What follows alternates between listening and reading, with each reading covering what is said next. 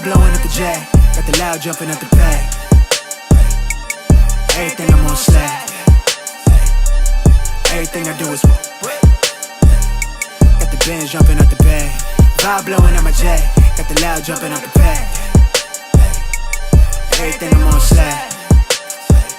We've been with the Brazilians. This would be the first. They wild, I think. I'm innocent. Bro, you hear that guy?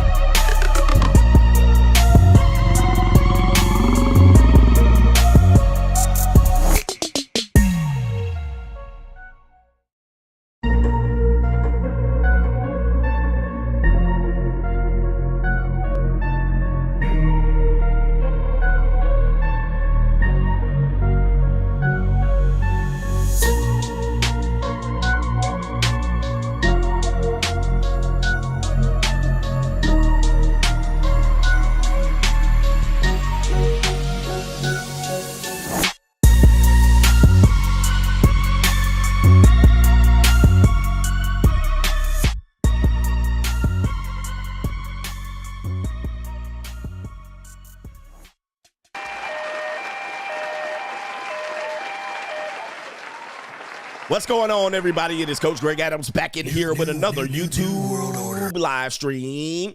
Shout out to the Coach Gang. And that's you. For being in here, being involved, being active on this YouTube channel. Welcome back to the Wake Up Show. Part of the Free Agent Lifestyle podcast here on the Free Agent Lifestyle channel. You in here with the Bruce Wayne of this ish. The King of Kings, the King of Content. And the speaker of truth, yours truly, the notorious one, a.k.a. Mr. Coachellini, better known as the prognosticator, Coach Stradamus. And you're in the Desert Storm bunker with none other than EWF. That is every woman's fantasy in the whole fucking show. I'm the CEO, Niggero, of Fix His Binds, LLC. The unbinder, the undebatable, the undisputed best edutainment here on YouTube. You can call me Senor Gregorio Greybeard. The ladies love to call me Mr. Third Leg Greg. Your third leg was just phenomenal. Also, the man with no trabajo. I am the Mitch Slapper. You're looking at the anointed one. Acknowledge me. The founding father of the Afterpill. The junior college sociologist. The Morpheus of the mating matrix, the chocolatey Confucius, the Black Moses, the deliverer, also known as the man that walks in the spirit of Elijah. I'm the man with more nicknames than anyone in the game, but in case you forget those names, just call me CGA, C God Allah NIB. The 14-time monetized champion of YouTube.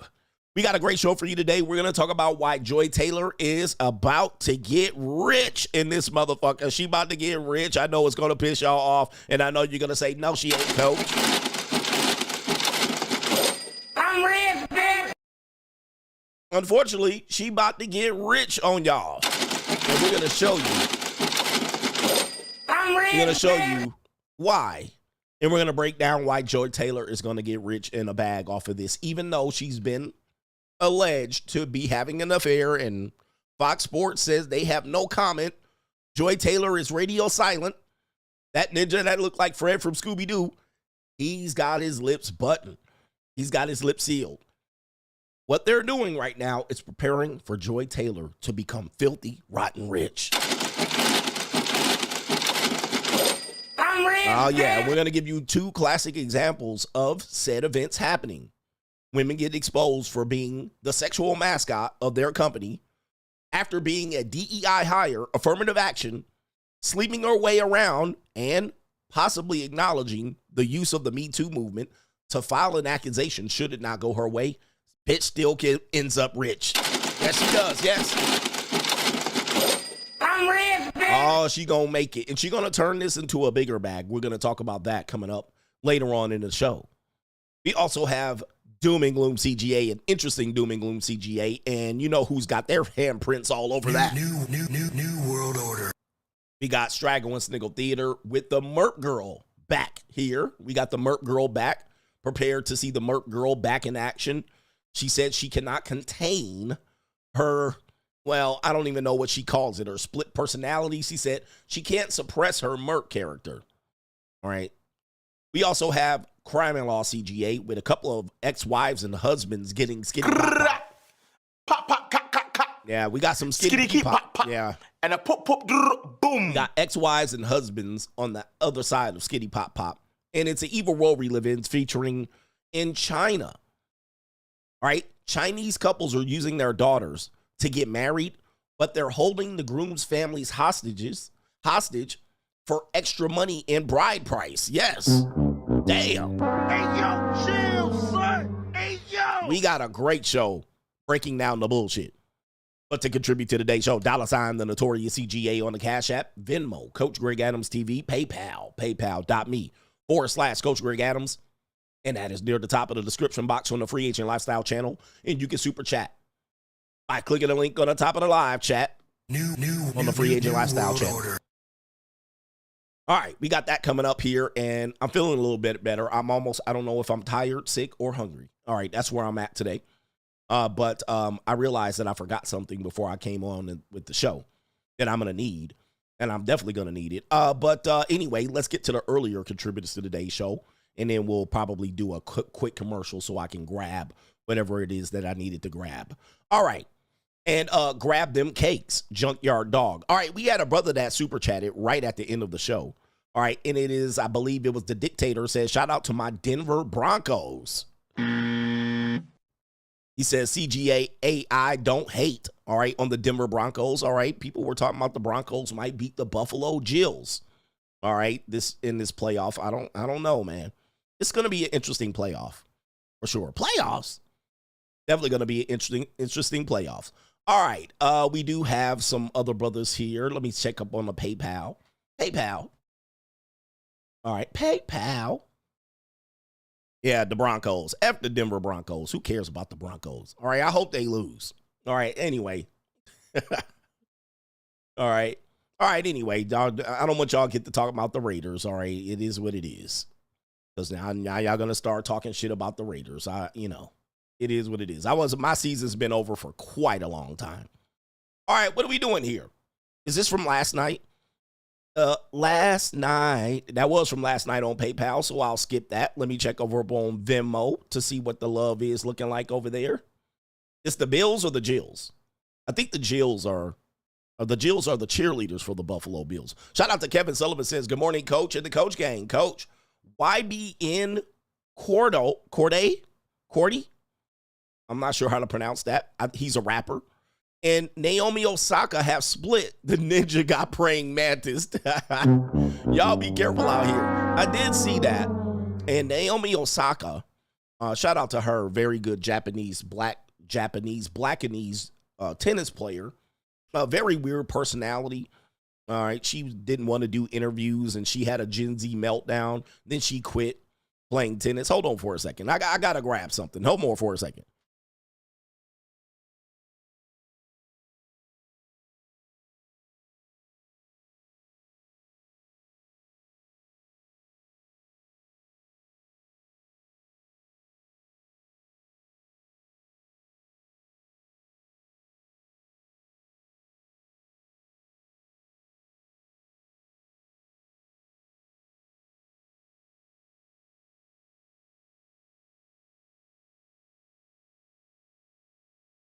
All right. We're back. All right, anyway, Naomi Osaka. All right, feels like the heater is on. Anyway, Naomi Osaka, that Gen Z meltdown player, well, she announced she was pregnant, and they just had a baby, but they just broke up. All right, so that was fast. All right, I thought they were going to be in love forever. She even stopped playing tennis, and they huddled up and got pregnant, and now all of a sudden, all right, cooked. What is this name? Corday? All right, man, that's cold-blooded. Cold-blooded. So praying mantis. But of course, they say everything's special. Guys, when women have babies, they change up on you. They will switch up on you, especially were they even married? They weren't even married. They just broke up, boyfriend and girlfriend. Got his ass. All right, now he gonna be paying child support. Gotcha, bitch. Well, maybe not. All right, I think she had more money than him. All right, who's up next over here? Let me check over here on let me see, NGN. I remember when I was in the military, I saw women crash out and get away with things because it was that time of the month. Thank you for calling out how women and losers weaponize religion and psychology, especially, etc., to act like spoiled children. Society needs to bring back insane asylums. Yes, they need to. All right, but the patients have too much rights. I think the one reason Ronald Reagan was the one that got rid of the insane asylums. Well, there was a lot of very horrible conduct happening at these insane asylums. And they also gave the patients a lot more rights that made it almost impossible for anyone working in these facilities to provide proper care, right? The patient, like, you can't force people to take medication, right? Before, you can shove the medication, you know what I mean? You can hold them down and grind it up in some orange juice and force it down their throat. All right. Now you can't do that. In fact, let's just say you were taking care of a family member. All right.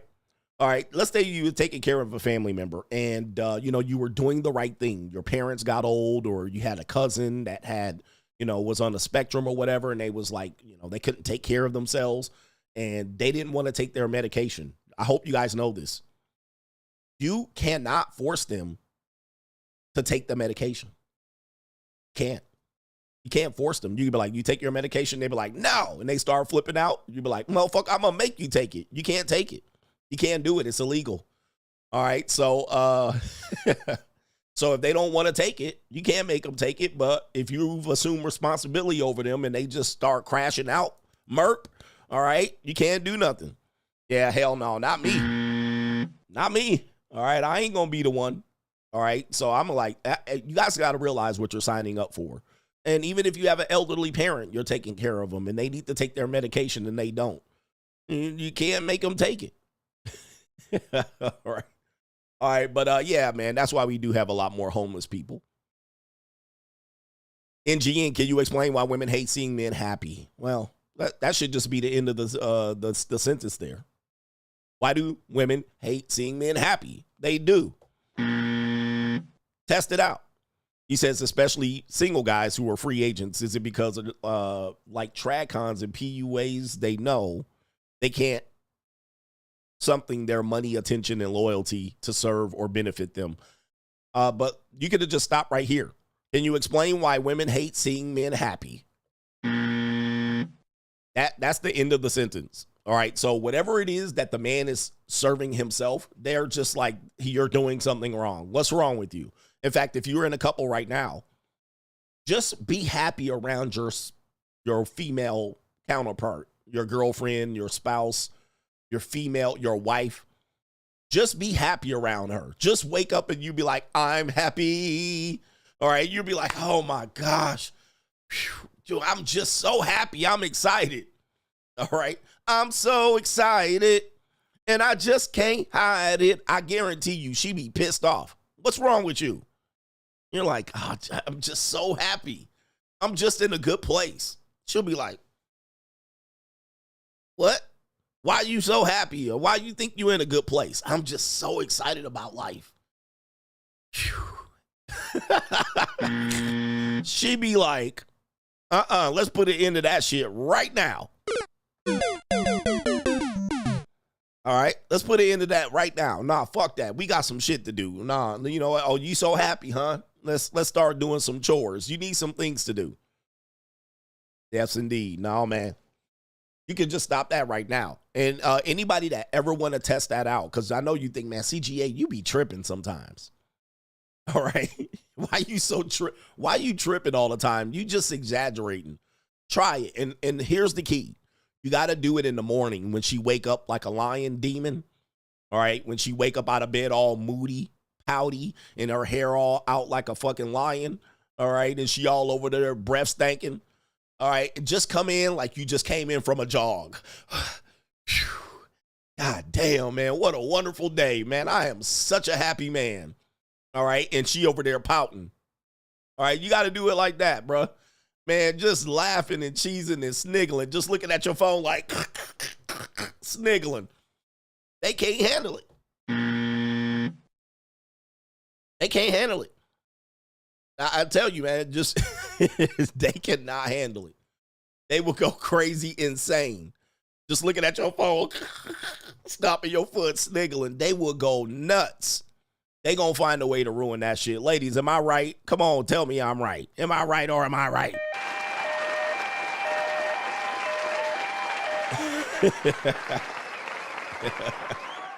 All right, they can't handle it. So, you know, they just want you to be miserable. They need you to be utility. Get to your duty. You must ain't got a job. They ain't working you hard enough. All right, 100%. Look, they laugh. They don't want to see you happy. You're supposed to be working and miserable and letting them spend money. All right. Enough about that. Shout out to NGN for that question. That should was a short question. Short answer, too. Oh, man. Let's see what we got here. Let's start off with Doom and Gloom CGA. Let's go.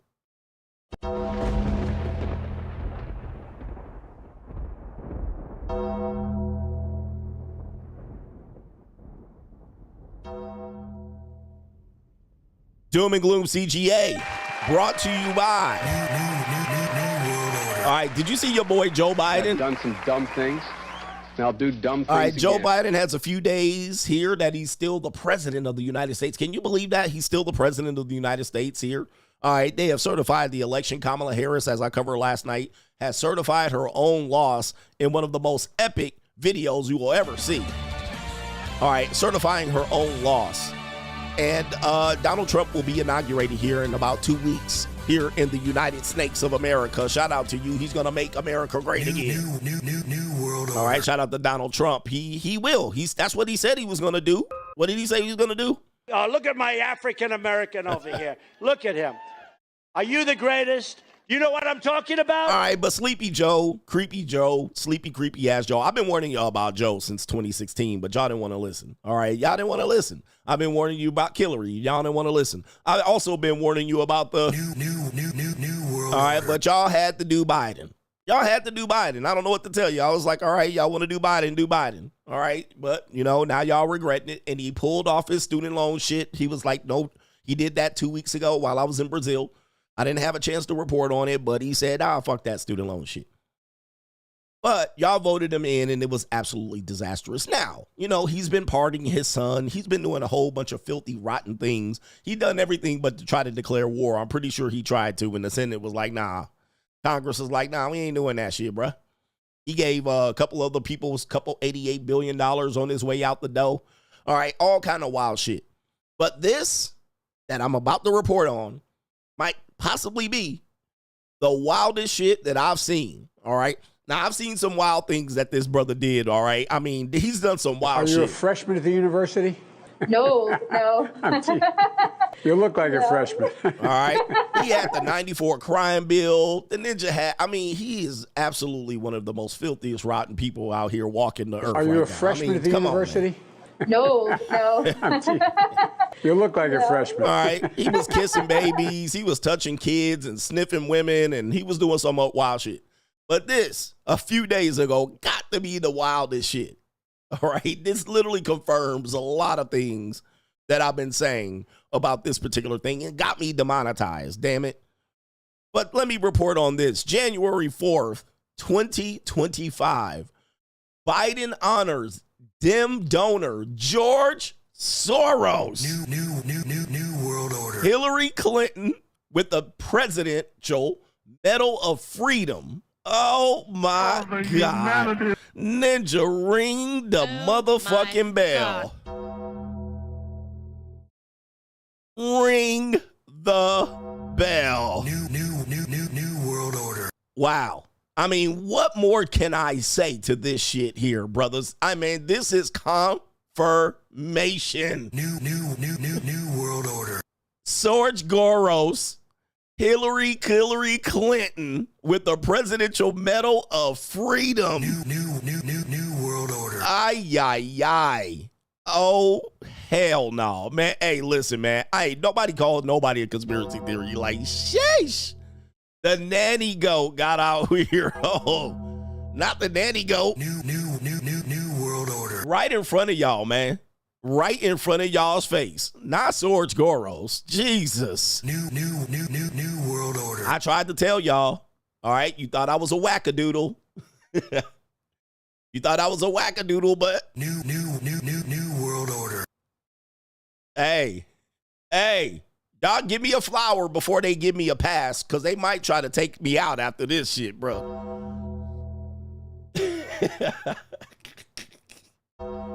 I've been trying to tell y'all since when? Hey. New world order. I've been trying to tell y'all since when? Like, what? All right, if you ain't in the know and you don't know, you just don't know. All right, I'm just gonna read. I'm just gonna read what happened here. But this is absolutely true. This is a true thing. This is not fake news. New world order. This is not fake news. This is real. All right, right there. You see it on your screen. Biden honors Dem donor. Really? Dem donor? New world order. Jesus. Here we go right there. And there's George Soros' son. And there's Joe Biden shaking his hand. Oh, my goodness. I mean, this is going to spark all kind of rumors here. All right, this is insane. All right, I mean, right in your face. And did the news media cover this? Nope. I don't think they did. Well, they're covering it now. All right, there's George Soros' son, which, you know, George Soros is like, what, 94? Yeah, so he going to be dead soon. And this guy's going to take over. All right, also being honored, Hillary Clinton, Magic Johnson, Denzel Washington. There's, oh, my goodness. Oh, the humanity. Yay. New world order. Oh, my goodness gracious. I mean...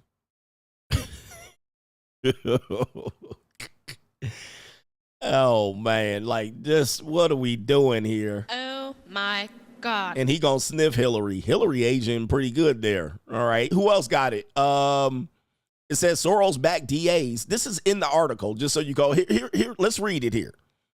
Soros, who is worth more than $7 billion. Really? That's it. He's given away $32 billion. All right. Has spent decades financing radical left. This is in the New York Post, by the way. I'm just gonna read it. I'm just gonna read what they're saying. And it says right here, has spent decades financing radical left-wing causes such as defund the police and groups including Black Lives and Black Lesbian Matters. New It's right there, and it's right here, man. I'm reading it off the screen. Now, I didn't say it. They said it. And when you want to find out where those bricks came from, right, during the summer of love, well, okay. All right, let's continue. He has shifted tens of billions of dollars of his personal net worth over to the Open Societies Foundation, which funds a multitude of progressive projects around the world. He is also heavily invested in races to install far-left district attorneys in major American cities, which have seen crime numbers surge. Soros-backed DAs include Manhattan's Alvin Bragg, Chicago's Kim Foxx, Los Angeles' George Garcon, and Philadelphia's Larry Krasner have been ripped for pursuing a Marxist agenda that includes promoting lawlessness in the guise of criminal justice reform over prosecuting criminals. All right, that's what they said. New world order. All right, they're not even conspiracying this anymore. They're writing it openly in the public. This is definitely a swing back to the right here.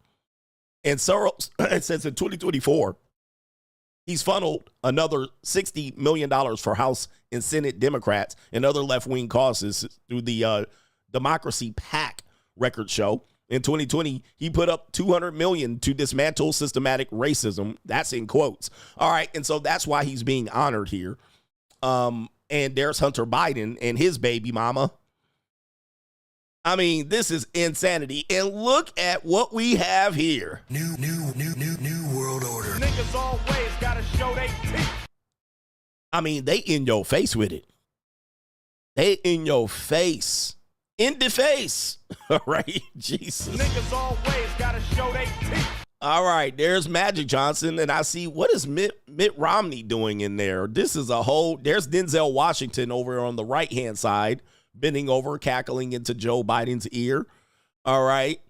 Tragic Johnson going on there. Other recipients are Jane Goodall, Ralph Lauren, Lionel Messi, the soccer star, the football star, Michael J. Fox and Denzel Washington, Magic Johnson, and Vogue's editor-in-chief, and Wintour. I'm not sure who that is. All right, these are all the people who were honored. Let me see, okay, all right. I thought they said Hunter Biden was as well, but that's not. But what about this, ladies and gentlemen? New world order.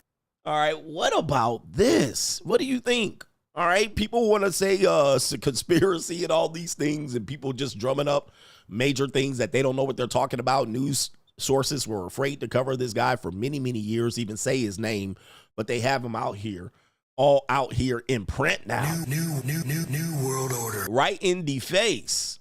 All right. Whoosh.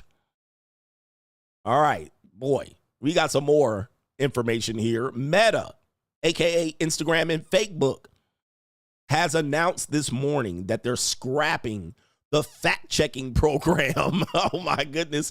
And they're going to bring back political content. Jesus. Really? Oh, just in time for Trump to get into office and nobody to get banned. Oh, there's going to be plenty of shit talked on Facebook now. All right, but when the Democrats were in office, y'all was banning everybody and fact-checking people and fact-checking all the COVID-related shit. Now, all of a sudden, guess what? Let's talk about it again. Right when Trump's in there so people can get their shit off. Oh, my goodness. This is yo, man, this censorship thing is getting wild, man. Shit is wild. It's so plotted and planned out now. Like, really? You're going to get rid of it now? Now there's no fact-checking. People could just get their shit off now. I'm pretty sure people still because I'm shadow banned on every platform, so I can't really build an audience anymore. All right, I can't even build an audience to get my shit off because I'm already super shadow banned. But if you're a new content creator, this is your chance. Now there's no, right when they gonna let Trump in there, and now people can say all the shit they want about him and no fact check.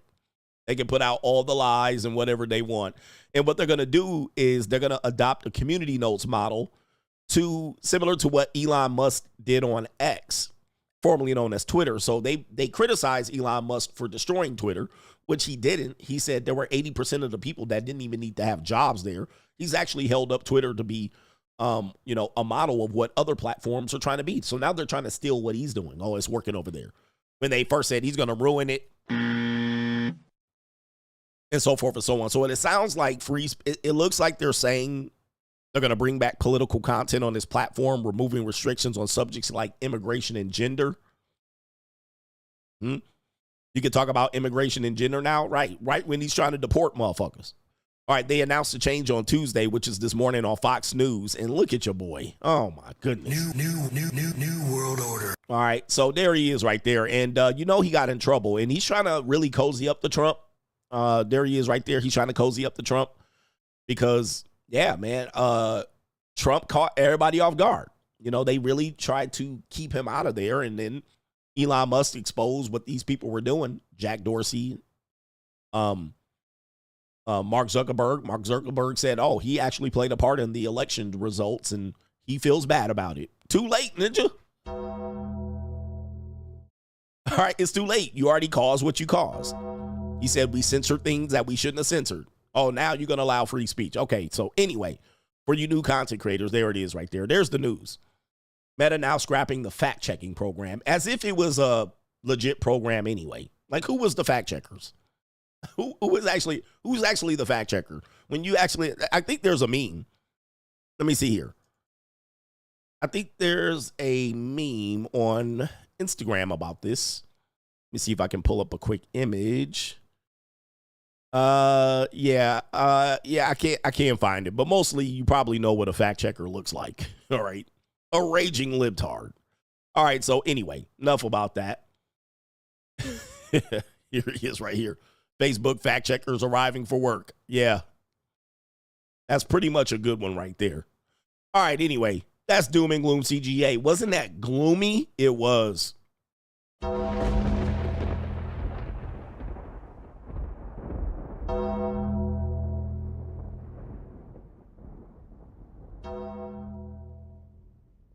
All right, man. Hey, CGA, the Prophet, Coach Stradamus is hitting home runs, batting almost 1,000 at this particular point. What an evil world we live in at this point. It's an evil world we live in. I mean, can't you see?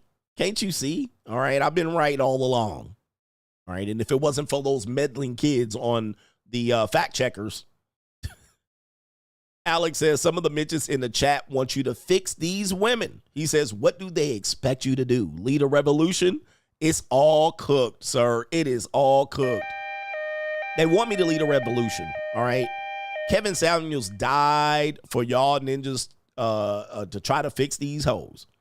Y'all wanted to, he gonna fix these black women, all right? And I was like, no, he's not.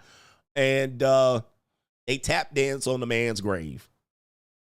But I am not here to fix these women. I'm not here to, I rarely do a show where I give women advice. Now, every now and then I'll give them some advice. And it's normally some advice that would favor old CGA.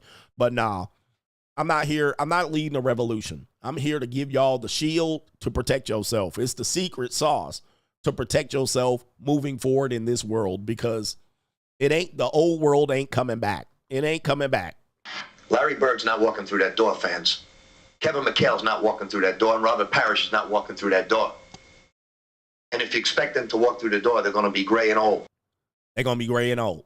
All right. Neither is Ray Allen or Kevin Garnett. They're not walking through that door either. All right. So, or that ninja, what's the little point guard name that keep getting arrested every 2 minutes? Rondo. Rajon Rondo ain't walking through that door. Paul Pierce ain't walking through that door. All right. So, I've been giving you the code to survive the next 30 years. Adapt or die. I'm not fixing solutions so you can get with these women. All right, how do I vet a woman for marriage? In America? All right, an American woman. American woman. Shout out to Suave Genius, our previous sponsor from yesterday. He says, Bama mamas raise homo thugs in rainbow readers. Then turn sound, right here, they turn sound and blame the white man for it all. Yes, indeed. I think you meant turn around and blame the white man for it. That is a fact. These are facts. But, you know, when you country, you don't know better. You know, when you just country, you don't know better. I get it, man. Listen, you just don't know better. But yeah, they do this. They call them, what do they call them? Dindus. Dindus. They also raise dindus. That is a very white supremacist term, by the way. All right. I don't want to sound like Myron Gaines. All right. Myron Gaines been, all right. I haven't talked to him in a while, but I'll be like, all right. But they also raise dindus. All right. And you know what a dindu is?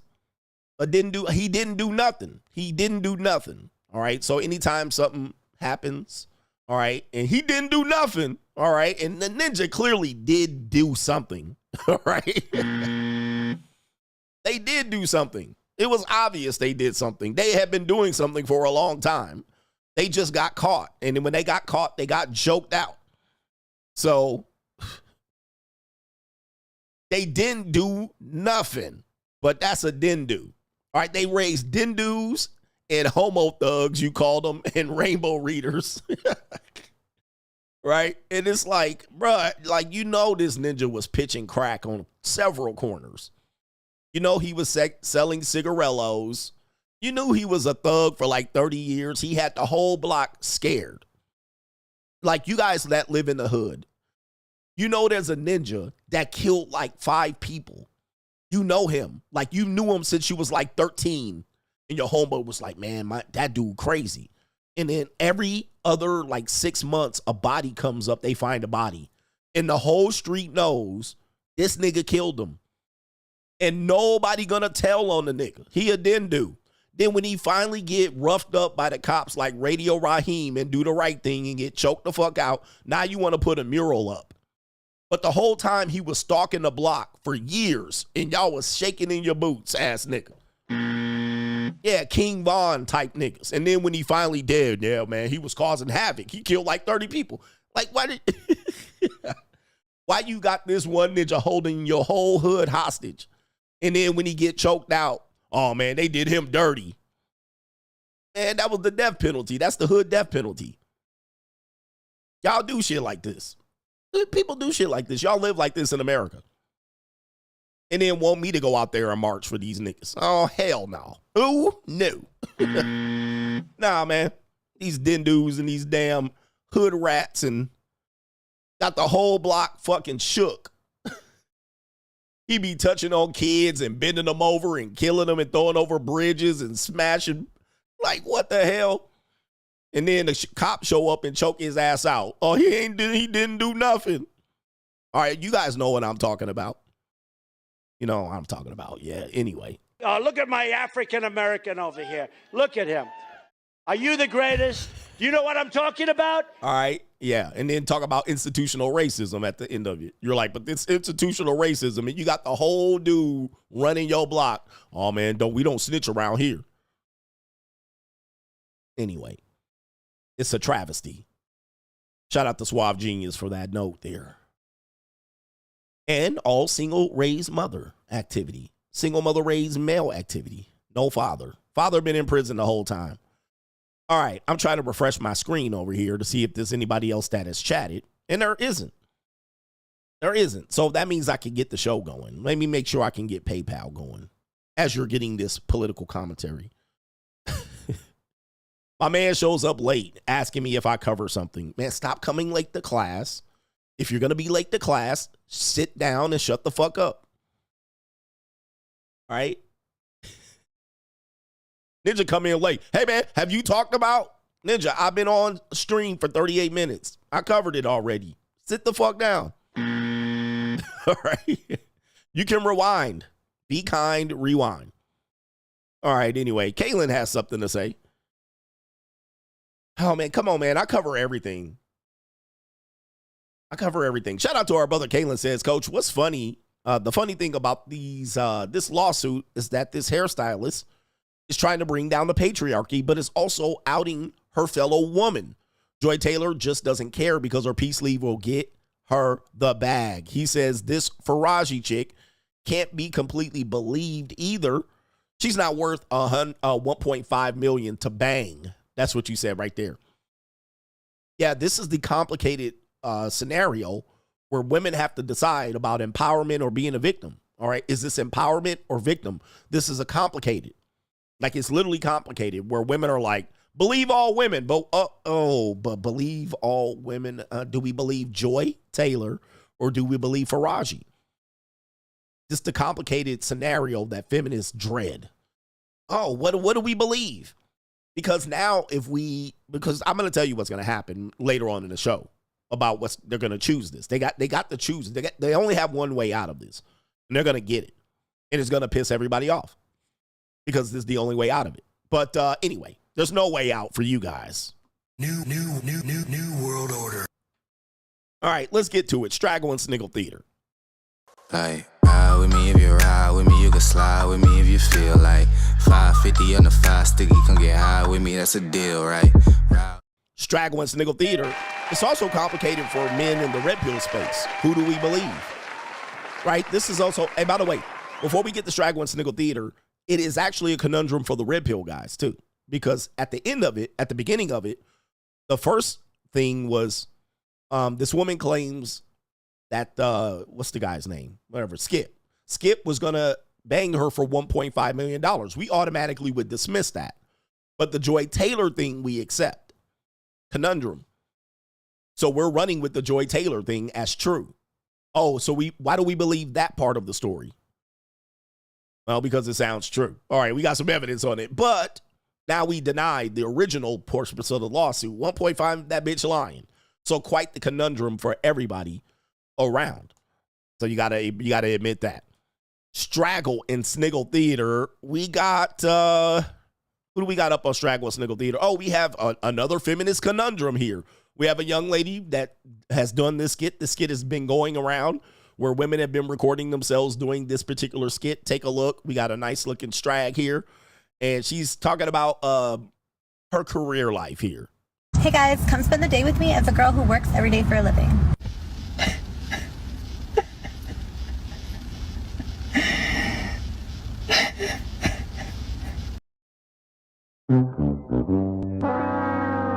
And of course, it's a nurse. All right. And this woman says, as a woman who works every day, I can confirm this is what I do.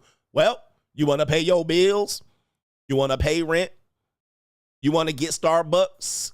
You better work, bitch. All right. Focus on that career, baby. It is what it is. So I could focus on my career. And the thing is, well, you're going to have to do this for another 50 years. You're going to be working, baby. And then you're not going to look so good, all right, in another 30 years. So there you go right there. And this is what all people do going to work. What do you thought? Work was vacation? You thought work was for fun? You're just going to show up and collect the paycheck? Well, you could do the Joy Taylor. All right. But yeah. Yeah. Work sucks. Hey guys, come spend the day with me as a girl who works every day for a living. All right. Great way to build up your social media profile. 143,000 likes on this one. You know, Ninjas is probably starving in there. Yeah, that brother's starving. All right. She's also showing her good side because that's a hell of a mole on the other side of her face. All right. You don't see that. I caught it. And look at these eyebrows looking like reverse upside down Nike swooshes. All right. So, and there's the tattoo on the wrist there. Forearm. That's one hell of a mole on that side of the face. All right. She is definitely hiding that. You know, you ever catch these on a dating app? All right. On a dating app, all women will do this. If they have some sort of scar or a mole, they'll not show that side of their face. Right. And then they'll show up to the date and you be like, woo, holy moly. All right. But there, if you can't detect, I see it right over there. I caught it. All right. She didn't hide it. Gotcha, bitch. They do that on dating profiles a lot. All right. It doesn't look, it's centered off there. All right. It's centered off there, but you can't see it right there. All right. But they'll do that and put that shit on a dating app just like this. And you'll be like, damn, she bad. Maybe that's a shadow reflection of her nostril or something. That's a big ass mole. All right. But shout out to her, man. She looks good.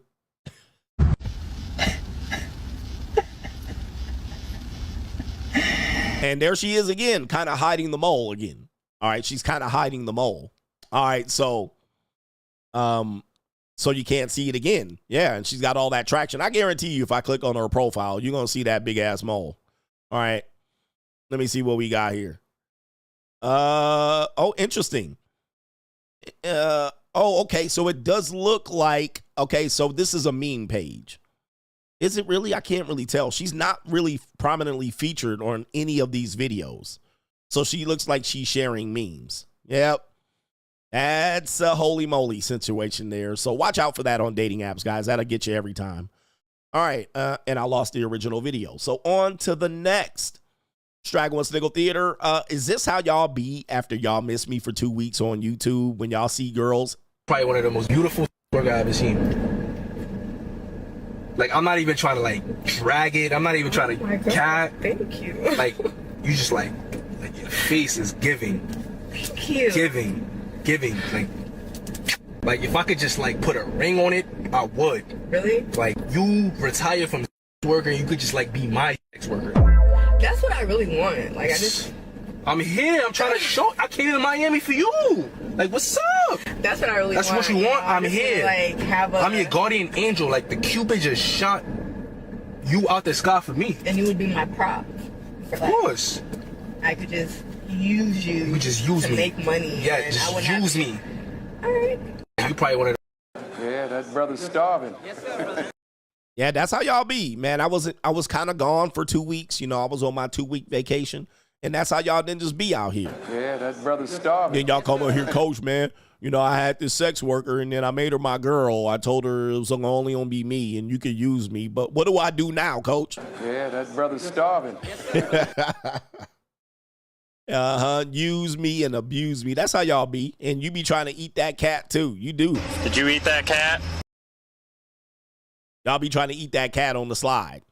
And y'all be doing all of that off of them. You be like, just be mine, baby. Baby, be mine. You don't have to go out there. You don't have to do this. I can save your life. Put on the cape and all that shit.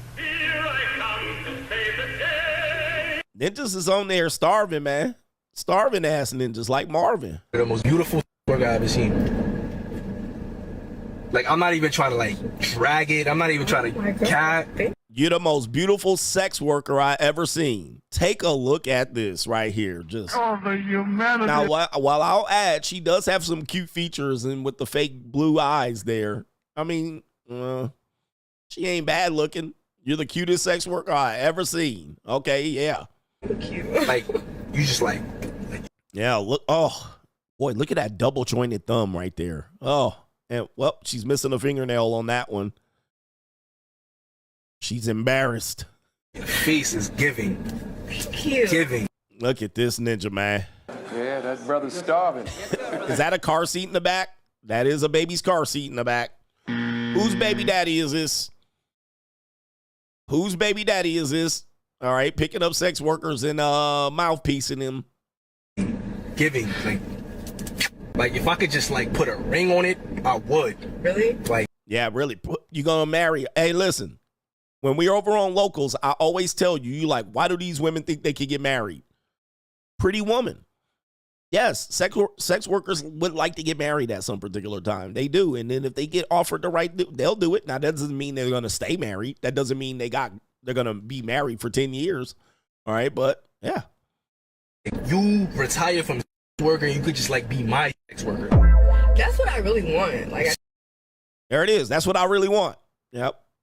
That's what I really want. One trick. One big, giant, goofy ass trick. That's their ideal scenario where they be like, I could just get one goofy big whale.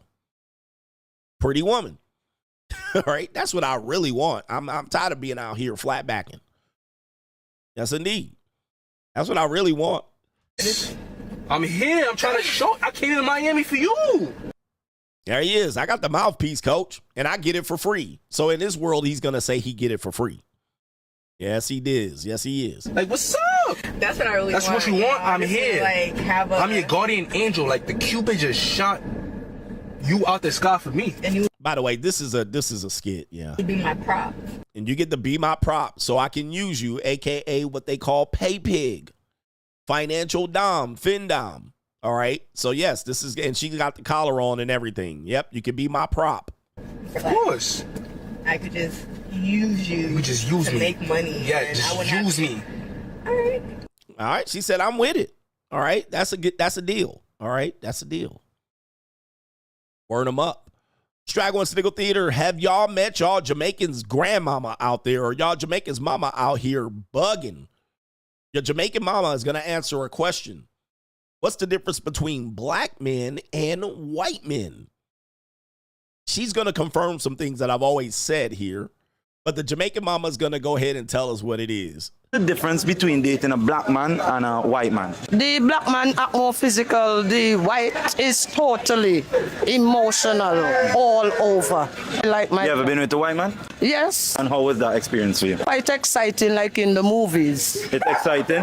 Very. How so? Just like how you watch the movies, they put you on the tabletop and rag you here and there and all that stuff. Yeah. And you like that? Yes, the black man is very basic. They just want to bobbies, to breast, to there, and that's it. Yeah. All they're right. too basic. What's one thing you always wanted to do with your partner sexually, but you was too scared to do? I was never scared to do anything. You did everything already? Not as yet, but they still. What's something in? Having sex in a church. Having sex in a church? Or in the doctor's office. So what you would like them to do in the church? You want them to like put you on the bench? And... Yes, act like they're praying for me, anointing me, and when I'm done, I would be feeling blessed, I hope. And then, yes. What about the doctor office? Check to see if my all the spots are beating. And then if he touch you there, just let him do it. Oh. What's the Oh, the humanity.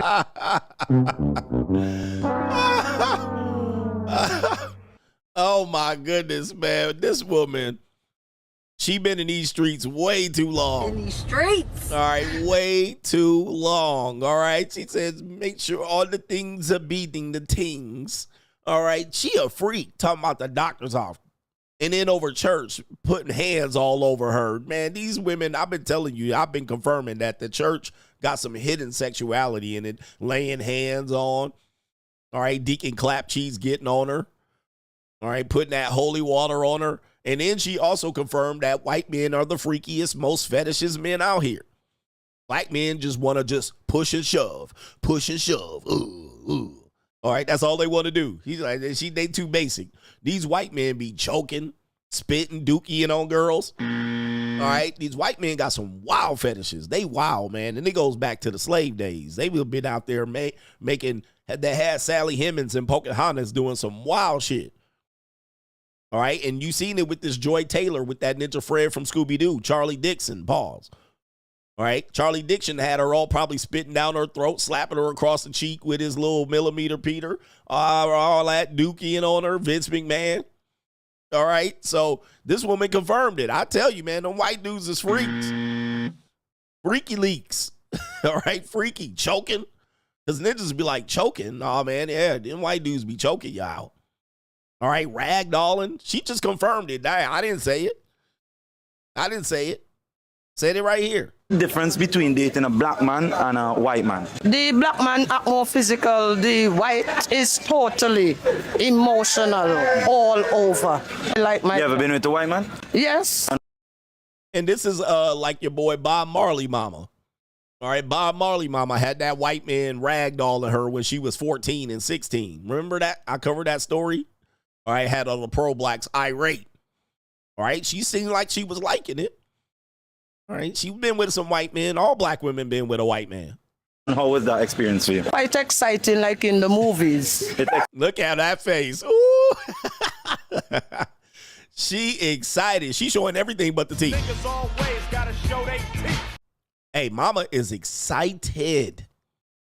That's the face of ecstasy right there when she was with the white man. Hey, all black women in the Western Hemisphere have been with a white man. They all been with it. They own the black woman, the white man. And Joy Taylor is another example. I'm just telling you, man, they own the black woman. The white man owned the black woman. And look at her. She like, yep, I was a housekeeper. All right, and I had me the white man. Yes, indeed. Look, she happy as hell. Exciting? Very. Also. Just like how you watch the movies, they put you on the tabletop and rag you here and there. And oh, look at that. Oh, the humanity. Look at. He said they put you on the tabletop and rag you down and ravage you and do this and choke you. White dudes. Look at the white dudes. And brothers be like, we be out here, we bring the Johnson, and we fetishize. We get fat white women, so they love us for the sex. But apparently, y'all don't realize these white dudes be choking y'all sisters out.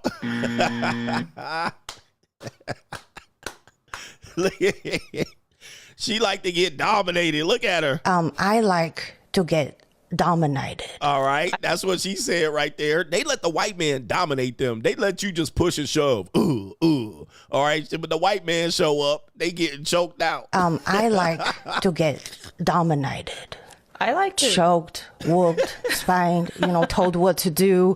I need a man to take charge. And let me just, be goofy. Look at that. Oh, and she look like she likes it. All right. She not doing nothing. All right. She like. Do not come. Do not come.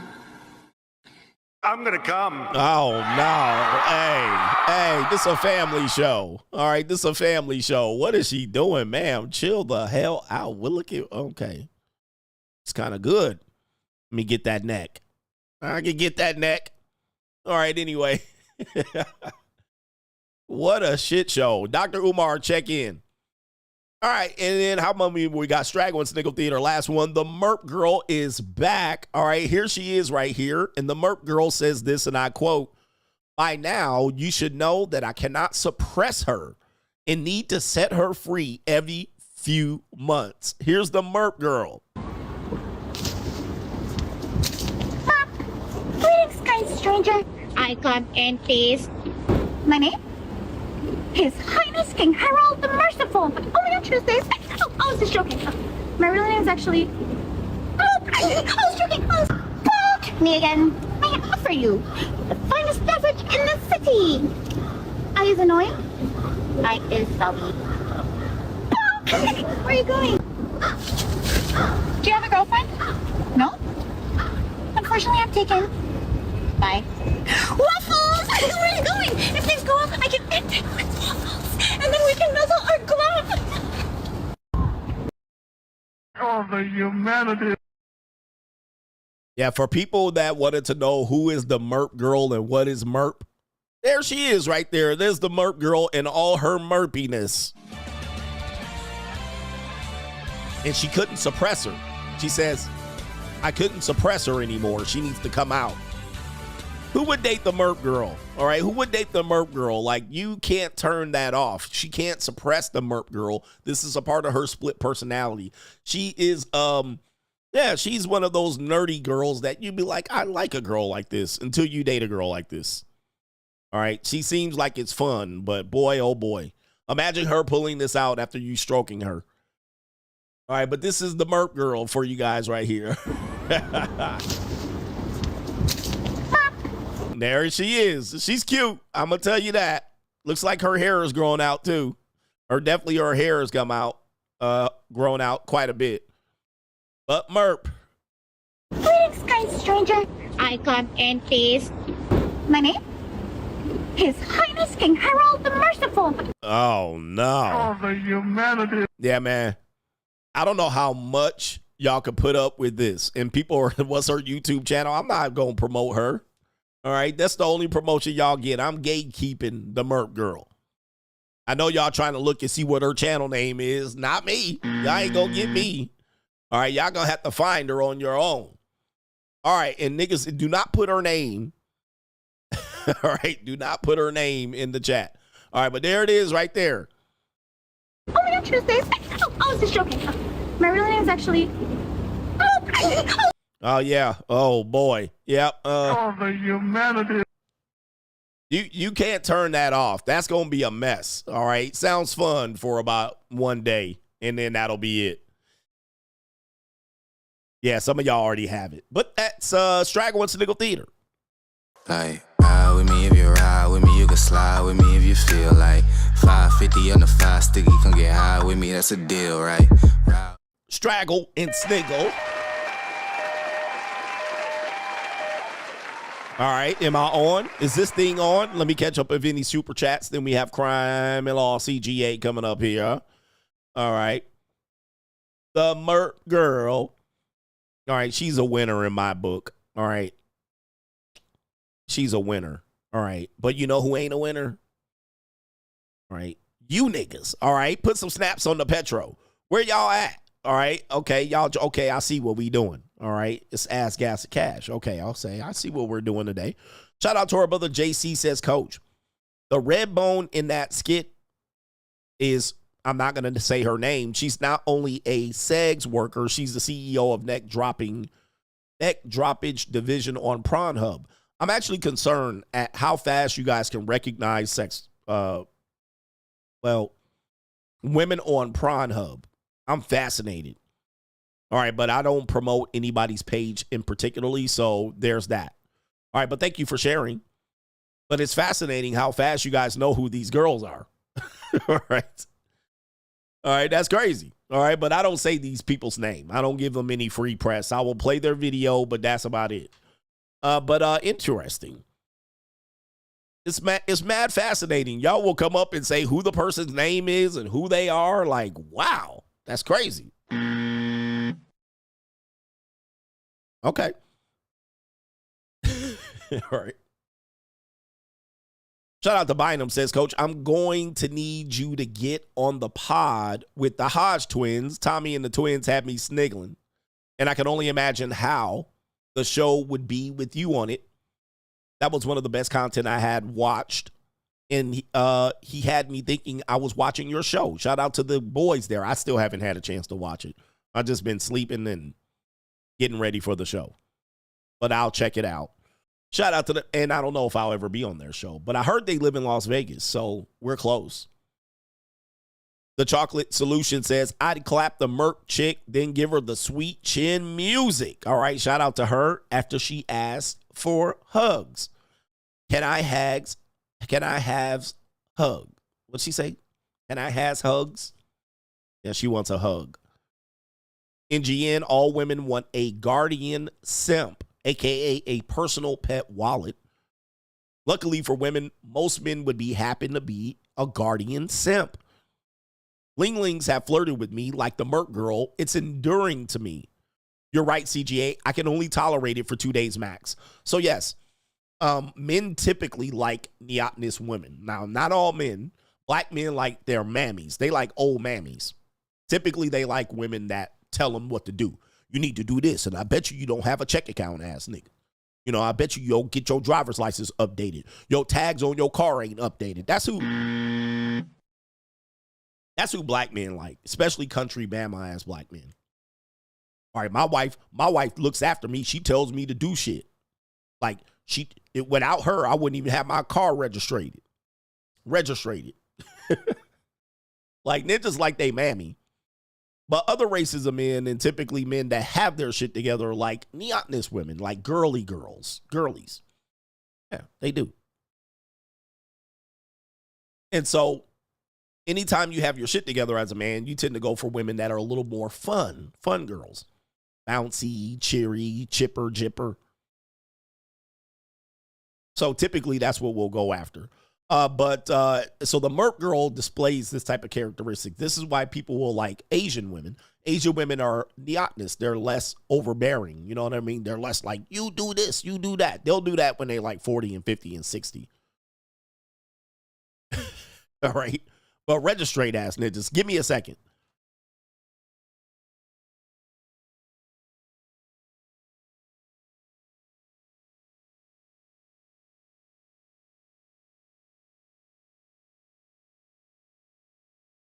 Yeah. I'm back. All right, but as I was saying here, yeah, some men like to deal with women, you know, they don't have their shit together, so they'll talk about how their girlfriend was important in their lives. She made me go up and get to my job at Jiffy Lube. And I'm like, nigga, you couldn't get to your job at Jiffy Lube unless your girl was there. Right? That's how some men act. So they're like, I like mature women that make me get up and go to my shift at Jiffy Lube when I don't want to go at noon. I'm like, oh, okay. But I already do shit like this. But men that have their shit together tend to go for girly girls. And so when they are presented with masculine women, they don't like that shit. Some white dudes like masculine women too. That's what I'll be seen with a black woman or something like that. And she'll be hella masculine. And he likes to be beta, you know, treated like a beta. That's what he's talking about here earlier. So some men like to date their mama. And some men like to date girls that jump on trampolines. Cheerleader type shit. You know, Hello Kitty type shit. Giggly. Right? There's all types for everybody. Everybody has a type. Don't let me say that. Don't let me criticize your type of woman. If you need a woman to get you going and tell you how to study, you need to study for your goddamn CDL exam. If you need a woman for that, so be it. My woman stand behind me.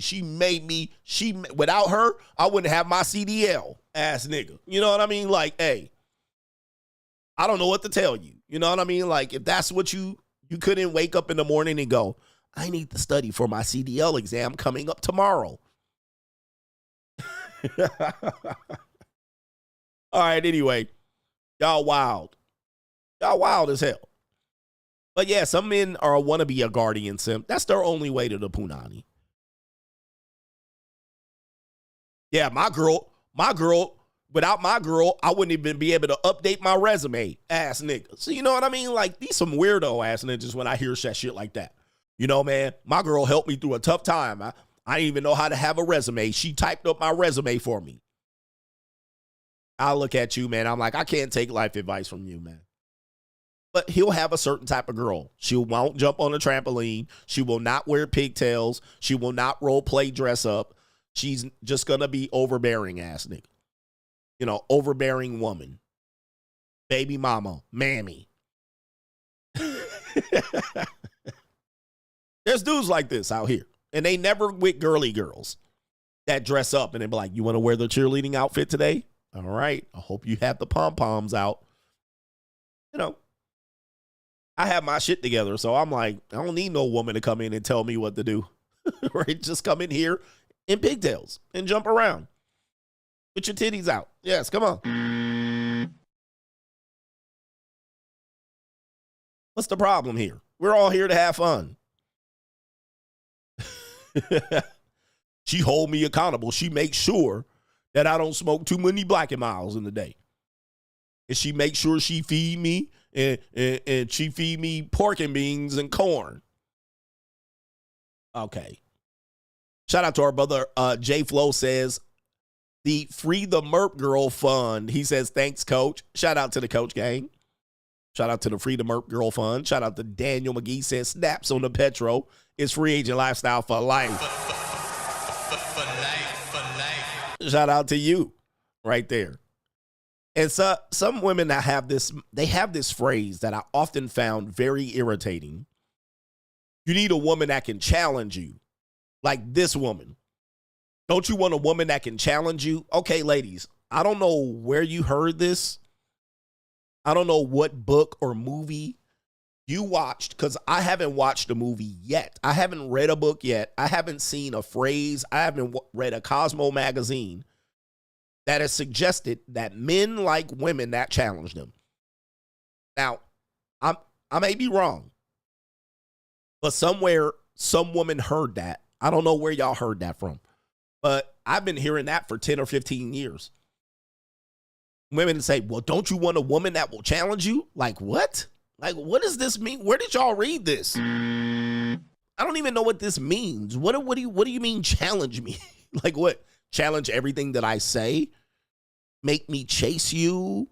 What is the challenge here? Like, I'm waking up, the world challenges me. I wake up, men challenging me outside. You know what I mean? Like, you know, getting my car to start is a challenge.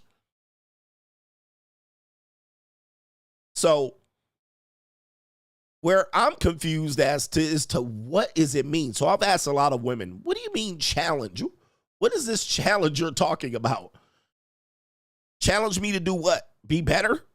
It's like, what are we doing? Like, so your job is, you think that you found me and you think I'm the type of guy that needs a woman to challenge me. Like, what does this mean? Anybody, ladies, where y'all at? I've heard women of all races say this shit too. And you mean you don't want a woman that challenges you? To what? Like, why am I in a relationship with someone challenging me? I don't get the... Ladies, where y'all at? Y'all quiet right now. What? Wait.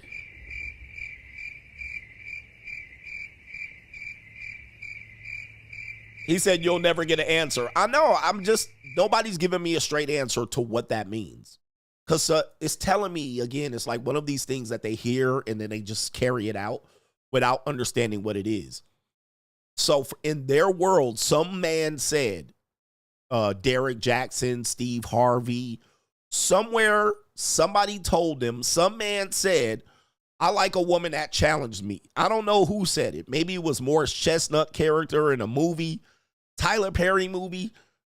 Somebody said it, and these women have gone for the last 15 years talking about this shit. Like, what? What are we doing? To see a different perspective. Okay, so to see a no, bitch, I know what I want. I know what I want. I don't need you to challenge me. Hell no. Fuck that. So somebody has told them that men like this and it's wrong. Hex Euripides says, welcome back, coach. We were misbehaving while you were gone, but the nasty boys are glad you back. All right, shout out to you. Oh, that's nasty. Yeah, y'all was out there simping. Y'all was out there doing some wild, wicked shit.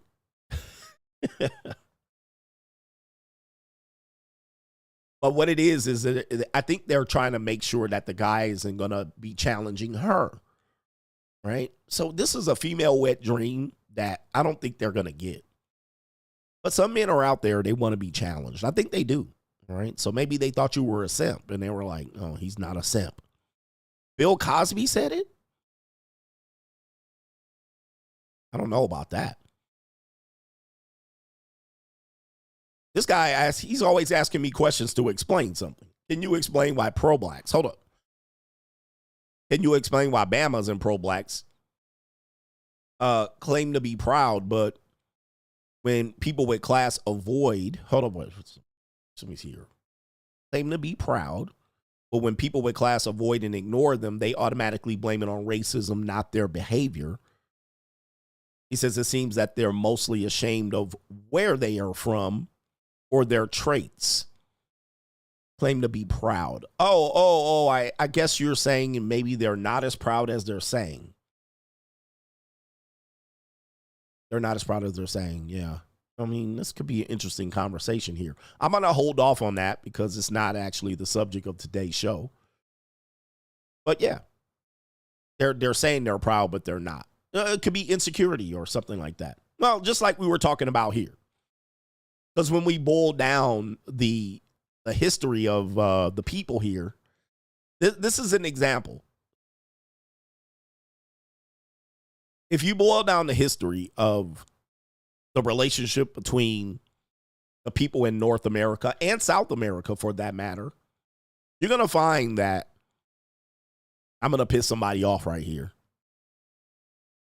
You ready for me to piss you off? Because this guy asked this question here. I'm going to piss somebody off. If you go back in the history, you're going to find that a lot of the women liked where things were. Ooh-wee. I've said this a long time ago, and people call me a Uncle Tom. But I said, there's no way in the world. There's no way in the world that you can have that long of colonialism and domination without the cooperation of women. Now, this is not to blame the women, and this is not to say these women were not victims. Because there's certainly cases of raping and pillaging and this. But when you understand war brides and shit like this, there's no way you can have that long of a system without the cooperation of the women. My man said, I need proof. Sally Hemings. End of story.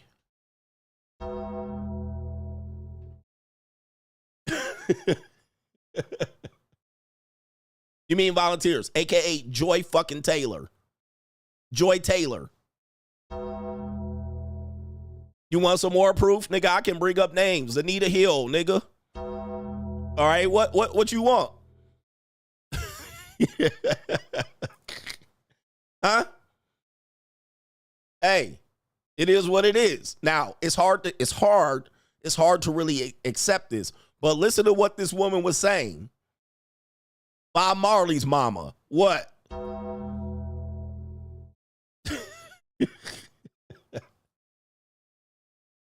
I mean, Kamala Harris, nigga.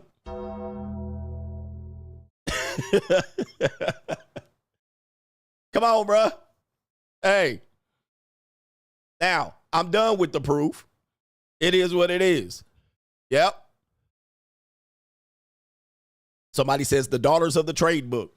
Now, this is a hard conversation to have because you have to qualify. You got to see where it is. And when you look at how the corporate America is structured, it's structured just like a plantation where certain women are always overbearing. Middle managers on a plantation are like mammies and middle managers on a plantation back in that time, and those roles were widely accepted and proud. They were proud to have these roles. So were sometimes the bed wenches. Sometimes they had access to the inside of the house in the master, and they left your black ass out there working. I'm just saying, bruh. And they have the ghetto gaggers. They have a whole bit. Bruh, stop. It's a hard conversation to have, but I'm telling you, you cannot have that long a domination with just people being, You would have to have some people say, fuck it, I'm going to turn state's evidence. I'm going to go on the other side. I'm going to go where they just at least going to strangle me and shit and ragdoll me. I'll take that job. Right? I'll take that job. All right, fuck it. All right. At least I ain't getting whipped tonight. I'll get whipped like this. I mean, look, it's a hard conversation to have. I know it's tough. But we see this today. And it was no different 150 years ago and shit like that. It was just a different circumstance. But nobody was like, they're just tearing us apart. No, at some particular point, they're like, accept the fate. 350 years of this shit. Fuck it. Ain't gonna get no better. It is what it is.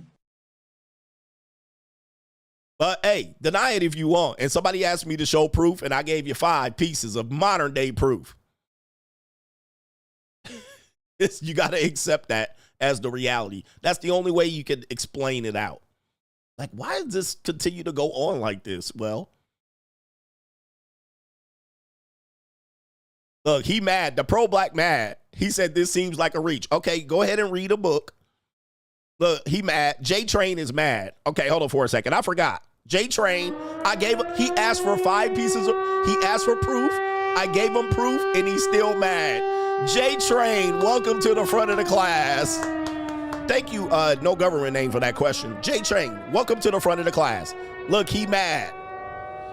He asked for proof. I gave him proof, and he's still fucking mad. You can't please these pro-blacks. I gave you proof. I reeled out my case. There's books on this. I gave you one from history, one from mid-time, one from today's time, and he's still irate.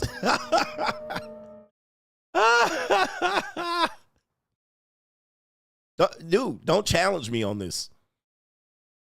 I told you were going to be up. By the way, I gave you a trigger warning before I said it. He said, read Daughters of the Trade. I've never read the book, but read the book. They're saying it's there. But I'm telling you, I've been telling you this for years. It's got to be an explanation for this. And this is one piece of explanation that you cannot back out of. You would just have to accept it. And one thing I will do is make you accept hard truths. You got to accept it. When you accept it, shit makes sense. On the L train, not the J train. And today we seen it. We see this today. We've seen this year after year after year. What was that dude in Columbus, South Carolina, the white DJ, DJ Pope, had all them black women, down in South Carolina. All your sisters, 18-year-old, 13-year-old girls, all that. This nigga. Right? Where's the reach there? There's some modern day proof right there. It wasn't no old white devil slave master. Him infecting them with HIV. Over 600 black women. 600. You've never even seen 600 black women, most of y'all. Let alone had sex with 600 of them. He had sex with 600 black women, exposing them to HIV knowingly. They had to lock his ass up. What year was that? What year was that? I'm going to have to show y'all some pictures. This was 2023. Oh, my goodness. All right. So it originally happened years ago, but I guess that was the trial. Yes, indeed. And DJ, what was his name? They says, and he was out there just clapping all them black women. I'm gonna pull up. Let me see if I can pull up the women here. Just so you can see. Oh, here we go, right here. Oh, y'all about to be pissed. Y'all about to be triggered again. But of course, was this 1865? What year was this? Was this the 1800s? Or was this 2019? Look, what year was that? They look like volunteers, don't they?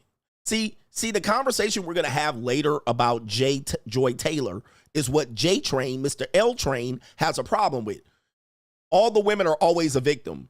The women are always a victim. They never are a volunteer. So Joy Taylor's going to get rich because people like J Train, Mr. L Train, won't let the women be volunteers.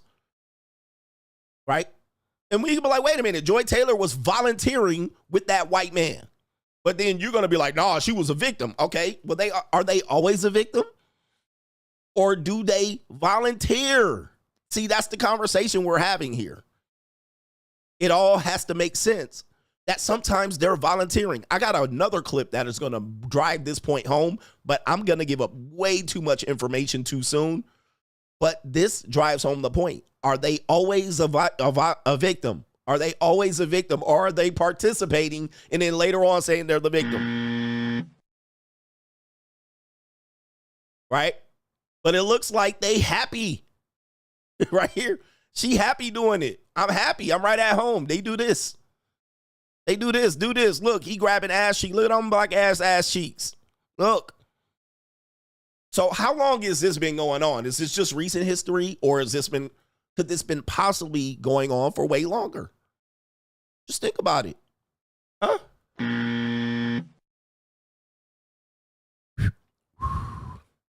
Okay. Thank you for the education, man. Thank you for the education.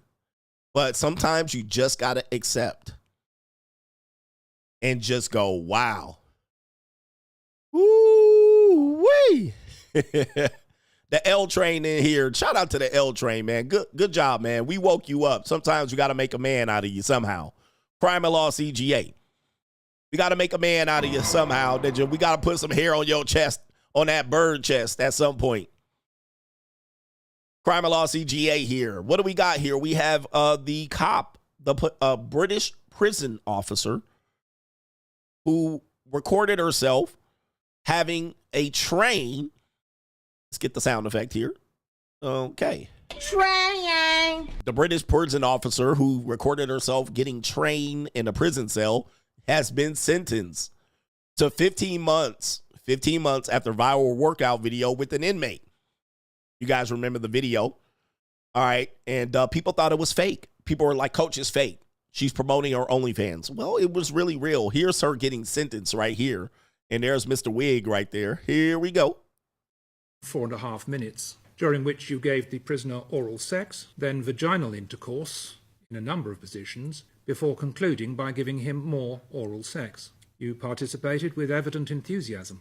The second prisoner recorded events and provided a commentary by way of encouragement, including saying, "Guys, we made history. This is how we live at Wandsworth, bruv. And you know you are a gangster." Linda D'Souza Abreu, stand up. The sentence on you is one of 15 months imprisonment. All right, shout out to the British. They still got wigs on and shit. All right, damn. All right. In America, they got rid of the wigs. Okay, all right, so 15 months in prison. And obviously, you know, it's hard for us to really understand what's real or fake in our world because we think if it's on the internet or Instagram that it's fake. But, you know, apparently people thought it was not a real story and that it can possibly be real, but it was real. And she was a content creator. So people then just connected the dots and said, well, she's a porn star, an OnlyFans girl. But she ended up doing this and it was real. She's been sentenced to 15 months in prison right there. Straight jacket. All right, shout out to her here. Do you think that was a light sentence? You think that was a light sentence? 30 years old. Let me see here. I'm not going to go over the case again, but there it is right there. She'll be out before Carnival. Yeah, she's not going to be in there very long. I don't know how much time you get to serve in that justice system. Crime and Law CGA, a man allegedly deleted by estranged wife going to Mississippi, Poplarville, Mississippi. Look at this right here. Is this modern times? All right, geez, Louise. All right, boy. This is 2 weeks ago. Look at that dress. All right, shout out to this. This is definitely Mississippi. Okay, 40 years. Mississippi's a good 25 years behind everybody else. Okay, so let's see the story here. In Mississippi, Pearl River County police say a woman shot and killed her estranged husband outside a Poplarville courthouse. Our partners at WLOX say the man was identified as James Ray Soche. The shooting happened this afternoon, just after the couple's divorce proceedings had ended. Tanya Soche was arrested a short time later. Court documents show James was indicted in August on charges of aggravated assault and domestic violence with a deadly weapon after allegedly shooting Tanya last year. But his attorney says he was defending himself, and his family says they had been worried about his safety. The situation is being investigated by the Pearl River County Sheriff's Office. All right, Pearl River. All right, not Tupelo. And a pop, boom. All right, not Tupelo. All right. Yeah, it does. Mississippi's a good 25 years behind everybody else. They still going through Y2K in Mississippi. But apparently he shot her and then she shot him. Sounds like an interesting couple here. I did look up the woman to see what women in Mississippi look like. And here it is right here. This is the woman right here accused of shooting and deleting her ex-husband. Oh, the humanity. Yeah, please don't let me come to Mississippi, bruh. I mean, did she get socked in the eye, or is her eye really like that? Yeah, this is the woman right here, man. Mississippi. Oh, the humanity. I'm not going, man. I've been to Mississippi a couple times. I don't need to come back. Like, this is goodness. I mean, they definitely were a loving couple right there, and that is 5'5" of pure hell and fury right there. Where's her, what's going on with her chin and her lips? I mean, that is the biggest piece of trailer park trash I ever seen. All right. That, you know, she got a whole patio full of Mountain Dew and Funyun rings. All right. And beef jerky. All right. The whole 9. She got the whole 6-pack of that, what they used to call, what do they call it? Generic soda, where it just say cola on the motherfucking can. All right. She got a whole patio full of 6-packs of generic soda pop and meth. I mean, that is a whole mess right there. That's a meth. All right. Something going on out there in Mississippi. All right. What are we doing here? Going back to Mississippi. All right, Mississippi, you on the map today. Okay, Brandon, Mississippi. Shocking tragedy. A woman's praise for her ex-husband ends in a self-delete. Apparently, shooting your spouse's or your ex-spouse is popular in Mississippi. Heading over to Brandon, Mississippi. A husband and wife who were in the process of getting a divorce have died in an apparent self-delete in Mississippi. Jennifer and Brandon Sheffield were found deleted by gunshot wounds in an apparent self-delete during a welfare check by the police near in Brandon, Mississippi. On December 28th, police were called in after other family members were reported obvious signs of foul play at the home. Brandon, age 40, appeared to have shot Jennifer, age 30, 10-year age gap, before shooting himself. The husband and wife had recently decided to separate at the time of the self-delete. The tragic incident comes after Jennifer spoke about how incredible her ex-husband was while discussing their divorce. All right, sorry for the misread right there. But here it is right there. There's the lovely Mississippi couple. December 10th, Jennifer spoke about her incredible ex-husband while discussing their divorce in a TikTok video. December 28th, they were found deleted. All right. Let's go ahead and see if here's the video of the now late Jennifer. All right. This is her praise of how well the ex-husband was apparently handling the divorce. So, about to be a newly single mom. And I am in the middle of a divorce. My husband is being incredible though. Like, really and truly, like, we're working together. Everything's great. We're splitting everything down the middle. Like, you know, everything is good. It is a very civil divorce with our daughter in mind, and I really appreciate that. However, you know, I'm gonna be a mom, single income right now, and he will be helping with her. He will be supporting her, you know. So essentially, like, I'm really thankful for that, and that I will not have to worry so much about supporting her. However, I will be on a very limited income with buying a new house and, you know, paying a mortgage and all that stuff.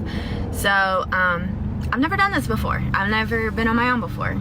So if you have any tips, saving money and making money, anything like that, like, I would really appreciate it. Like, you know, coffee at home, you know, I take caffeine pills, I do my own hair, nails, everything. Like, I do all that. So yeah, if you just have any tips, like, I would really appreciate it, because, like, I'm a little scared right now. That, like, okay, so this is basically what she said. I'm going to the streets. End of story. All right, so she headed to the streets. Now, something must have came up in between all of this incredible support that he was giving her. She was ready to get back to these streets. That's what it sounds like. Streets. And she does hair and nails. You know, I don't know where Brandon, Mississippi is. I can't imagine that they have a lot of clientele there. But OnlyFans was calling.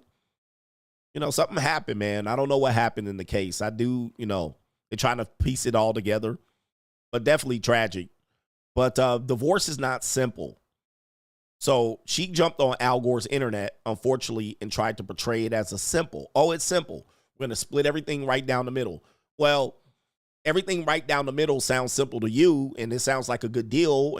But after a while, he started looking at what down the middle looks like, and he was like, nope. Down the middle, my ass. All right. And why are you getting the house? He said, she says she bought a new house. Sounds like they bought a new house. And he getting kicked out of the damn thing. All right. So he's like, hold up. I'm moving in with my parents above the garage type shit. And you just gonna run out here. Oh, and she also says he's gonna support her. Well, what does that mean? He gonna pay child support? So this is starting to kick his ass. Kick he ass. Oh, also, classic, one child, divorce. I talk about this all the time. This is the modern relationship. Get married, one kid, divorce. Y'all can't even have 4 or 5 kids no more. All right, so he started to see what happened, and that divorce rate was closing in, and he was like, okay. And how much was he making in Brandon, Mississippi? All right, I can only imagine. So he was like, yeah, somebody said he built that house too, probably with his bare hands. Let me go back and look at him. All right. Yeah, he probably built that house, and he looked at it like, what? The house is done, and we got one daughter, and you out, and she's just going to come out here trying to figure out life, and yeah, it started costing his ass. Oh, somebody said 2 kids. I heard a daughter. Were there 2 kids? I'm not sure. But yeah, she got out, and she was 10 years younger than him. So is this the same story? Yeah, 40. Wait a minute. Let me get that right. He is, yeah, he's 40 and she's 30. So I don't know how long ago they met, but she probably was in her mid-20s. He was in his mid-30s. And she cashed out on his ass. He thought he was good, gravy. And now he 40, about to pay child support all the way until probably he was 60 years old. And he was like, well, pop, pop, ka, ka, ka. Skitty, keep, pop, pop. And a pop, pop, boom. Yeah, man. Sad story, man. Divorce is not easy. Just to let you guys know, man. And she thought, hey, he's doing well. He's in a well position. And then he's looking at it like, man, I don't know if I can make it. All right, so be careful out there when you're looking at it. It's never easy. By the way, they're here. I guess there's another story. There's the Twitter version of it. Is there a longer video? Let me see here. On hair, everything. Okay. Like, I do all that. So. And she hasn't, I'm pretty sure she filed for the divorce. She don't even have a clue of where she's going, right? I don't even know how I'm going to make money. I'm a single mom. And any advice? You know, she's in a state of confusion. She doesn't know where she wants to go. But, you know, I'm pretty sure she filed for the divorce. And he has a plan. She has none. But her no plan is going to cost him every time she changes her mind. Well, I thought I was going to do nails. Okay, I can't, but I need support. And I don't thought he didn't see any way out. There was no way out. Sad shit, bruh. Sad shit. Be careful out there. That's Crime and Law CGA. Let's move on to It's an Evil World We Live In. It's an evil world we live in. All right, speaking of, this could go right along with Crime and Law CGA. We have an English bruv. And this guy says he's tried to reach out to his daughter, but the daughter said that she's not allowed to speak to him. Watch this sense of parental alienation. As a matter of fact, we'll call this still Crime and Law CGA because this is a sad story as well. This man with the goggles on the side of his head, hey, it is what it is, but hey, he's a dad. He loves his daughter. He tries to get in contact with his daughter, but the daughter is being kept away from him. That 12-year-old that I haven't seen, I did see her the other day. Okay. I was driving a bus. I was driving a bus and I saw the mum and I saw her and I shouted out, all my passengers, I stopped the bus. I shouted out, I said, yo, Kyra, I'm your dad, you know. She froze and looked at me, yeah. That's nice. And what did the mum do? Almost put her in a headlock. Sounds like he said he was a bus driver. He had passengers and he stopped the bus when he saw his daughter, 12 years old, walking with the mother. So now the mother's just going to yank the daughter away. I mean, this is when parents do this, there needs to be a legitimate reason as to why you're doing this. Most of the time, there's not. There's no abuse. There's no sexual abuse, physical abuse. There's nothing. And the mother is just a baby mama terrorist. So he sees his daughter. Hey, I've been trying to get in contact with you. I've been writing you letters and sending you money and gifts and Christmas. The mom shows her true colors here. Sad reality. Listen, the story gets worse. I said, yo, let's walk, let's go. Like, don't look at him for too long sort of vibes. That's sad. You know what I mean? And because the mum's been through her trauma with guys, she puts it on the daughter. I don't know if you're trying to make your daughter scared of men. That was playing on my mind. And me and my Cody over there, yeah?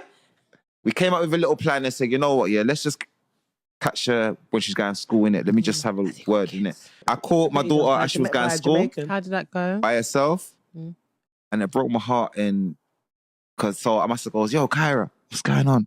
It's me, you know, your dad. Smiling, everything. It's me, your dad. She looked at me. I'm not allowed to talk to you.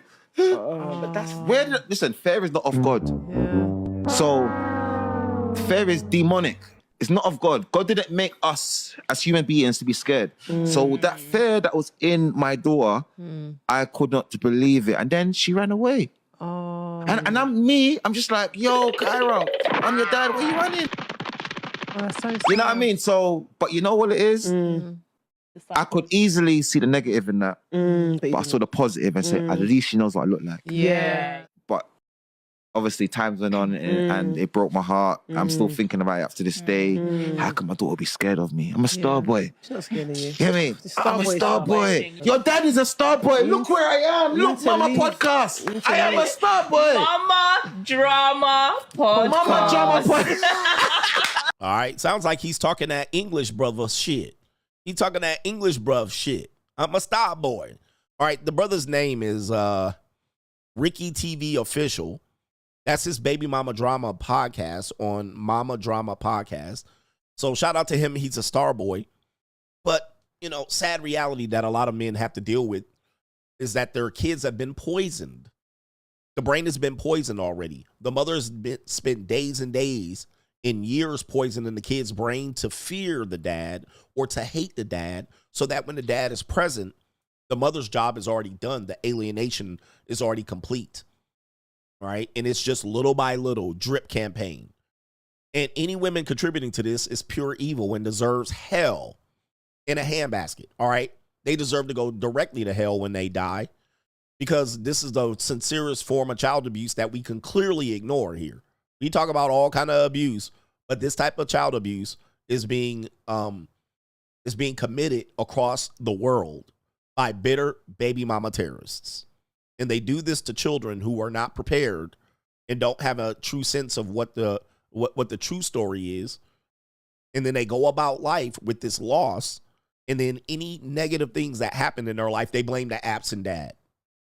But the dad wasn't absent. The dad was pushed out. The dad didn't leave. The dad was pushed out and the child was alienated against the dad. So even when the man is present, the daughter cannot say and enjoy the opportunity that the father, even if the father, let's just say this, even if the father left and came back, he left and came back, because we allow women to leave and come back, right? So people will say, man, maybe he left and he came back. Well, fuck it, he came back. Women leave and come back all the time, and then they get a pass. Okay? All right, there's stories of this happening all the time, where women will leave and then they'll come back. Well, I changed my mind. And they'll be gone for years fucking, and they'll come back. Okay? But in the situation, don't use that as an excuse to allow that daughter to not have a father in her life for the rest of her life because you're mad he was absent for a couple of years. Okay? But he's back. He's back and in better condition. Let him be back in the kid's life without you poisoning that daughter for the rest of her fucking life. There's no father that's going to be at her high school graduation, walking her down the aisle when she gets married, supporting her, preventing her from selling pussy in the streets like the mother did. All right, preventing her from being a whore, strag, skeezer. All right, at least the father will be there to have some sort of prevention, have a safety net for that daughter that has been poisoned by the bitter baby mama. All right, but instead, guess what happens? Even there's jealousy because the dad now, this guy is a star boy and the mom's jealous, a jealous, bitter bitch. And guess what? Lifelong punishment for the daughter. Now, when something happens, y'all gonna be like, because she got daddy issues, but the dad tried to be there. Still penalty for it. And guess what? These women don't go to prison for this shit. They don't even go to prison for this. And this is the biggest form of child abuse going on and being ignored right now. Not only are these mothers part and parcel of it, so is the system. Child Protective Services and all of these people are trafficking children in this manner. These whore-ass baby mama terrorists are trafficking children, and the child support services and the Child Protective Services are also trafficking these children. And the immigrants are the migrants are the new ones out here. They lost, what, 50,000 of these kids? I think it was 50,000 or 500,000. One of those. I can't remember the number. Oh, we lost track of 50,000 kids. Oh, okay. We know what's going on out here. Hey, shout out to y'all. Hit the like button. New world order. Hit the like button. But it's always the dad's fault. It's always Jermaine's fault. Jermaine's fault. It's This is pure evil. The family court is part and parcel of this child trafficking system out here. Got these kids set up for failure. Only to do what? Blame the dad. It's the dad's fault at the end of the day. Let me get to these super chats, man. All right. Shout out to No Government Name. The reason I ask you these questions is because I know you'll be honest and blunt and have no problem speaking the truth. Welcome to the after pill, you soft Mitches. Shout out to you. It was 500,000 kids. Look it up. 500,000 kids gone missing. I reported on this. They just said they're missing. This was like 3 or 4 weeks ago. We don't know where they are. What? All right. But he says, welcome to the after pill, you soft Mitches. He says, we're men that don't complain about the truth, but seek to understand and accept reality for what it is. All right. Accept it for what it is. Shout out to MC Hamster. Says a lot of these women have main character energy and a fill in the blank lifestyle. They get to go back and erase the previous word and replace with another word from the word bank to change the story narrative. 100%. And they're good at it too. And you have to be very vigilant into listening to how they say things, because if you just accept how they say it the first time and don't challenge them, then they will be perceived as a victim. Oh, somebody did that to that poor girl. I Need Money says that British officer went victim afterwards too. She did. Yes. Thanks for filling in that blank. So the British officer was, who got recorded in the jail. She tried to be the victim. I think I reported on that. So she was a volunteer. Then she said she was a victim. That's a fact. Man, it's crazy. Yes, indeed. All right. I think I got almost everybody. How do you lose 500,000 people? For real. And children at that. They were like, oh, they just gone missing. I don't know where the numbers are. We got to find them. Shout out to Sergeant Tony, says, not to pile on that L-train person, but even today, I've witnessed hundreds of black female service members showing respect to white officer and senior level men. I feel like this Joy Taylor situation is retaliation from minority women not being chosen outside of peace leave. And that's what's happening here, right? I think I played a video of a woman saying that, being fetishized. And he also says, correct me if I'm wrong, CGA, but I interpret the theme of your content as simply this. Women are trying to live like the Daywalker, Blade, all of the strengths of the vampire, the men, but none of the weaknesses, which are the responsibilities to battle through failure and divorce. So this is where the conundrum is. This is where we have to figure out, or they have to figure out, do they want empowerment or being a victim? Like, what is it? Because 1 minute it's empowerment, the next minute it's victim. So men don't typically get to use that. Because where we are empowered and we make decisions, where we fail, we have consequences. And we're told to live out the consequences and man up, right? Similar to when we talk about childbirth. A woman gets pregnant. Were you trying to have a baby? No. Y'all both were just fucking and fornicating and having fun. But then all of a sudden she gets serious. And it's a serious thing. You need to be responsible for the things you did. I'll say, well, you needed to be responsible too. You had just as much decision making as you will to kill that kid. So you had just as much situation or just as much a choice to put a condom on or not have sex or not open your legs or take responsibility for yourself and the child if the child is born. But now all of a sudden, well, I was victim. You knew what you did when you knocked me up. Like, wait a minute, wait. So all of a sudden you didn't know what to do when you were having sex. But now all of a sudden you know how to kill a baby. With your own decision making. Right? But you couldn't even decide to let this nigga not go in you raw and nut up in you. You were just too powerless to do that. I mean, it's mind-boggling, but we've allowed this. And one of the reasons why we allowed it is we got weaker as a society. We let people use gray areas, loopholes, right? There was always an excuse. Where before it was not an excuse. There's no excuses, right? Except responsibility. Today, there's an excuse for everything. There's a mental health excuse. And this is how people like Joy Taylor are going to come rich. Because even though she was a volunteer, she's going to be a victim. She could just quickly change from volunteer to victim. Just like that. So this is where our problem is. Bill Free Media, coach, that lady in Brandon, Mississippi had the cock carousel in her eyes. She's more than likely cheated and had an OnlyFans, and hubby couldn't take the embarrassment. Sad. Shout out to you and the coach gang. The husband found out something. All right. And more than likely, he found out there was another bull in the ring, at least. And then he was like, okay, oh, now the truth comes out. This is why you're divorcing. Yes, it's bad out here. Do me a favor, hit the like button, and yeah, you know what to do. Many women say they are finding it very hard to find a man who makes as much as they do. That the country's declining marriage rate is due to the lack of financially eligible bachelors. Researchers say they are seeing a trend of women dating down, which means, you know, a man who, this is just the reality of it. So women, you know, we're more educated now. We're going to hold off on the baby making. We're going to hold off until we get that great job, really career driven. And I don't think there's anything wrong with hoping that there's someone either on your level or higher than you. So before, right, it was okay when the man made more money to be the one to buy everything, to do, you know, treat you and all this other kind of stuff. And now that you make more money, you can't be that one because you're dating down. I hate that. What is that? If there's a responsibility that comes with making more money, accept it. You wanted to make more money.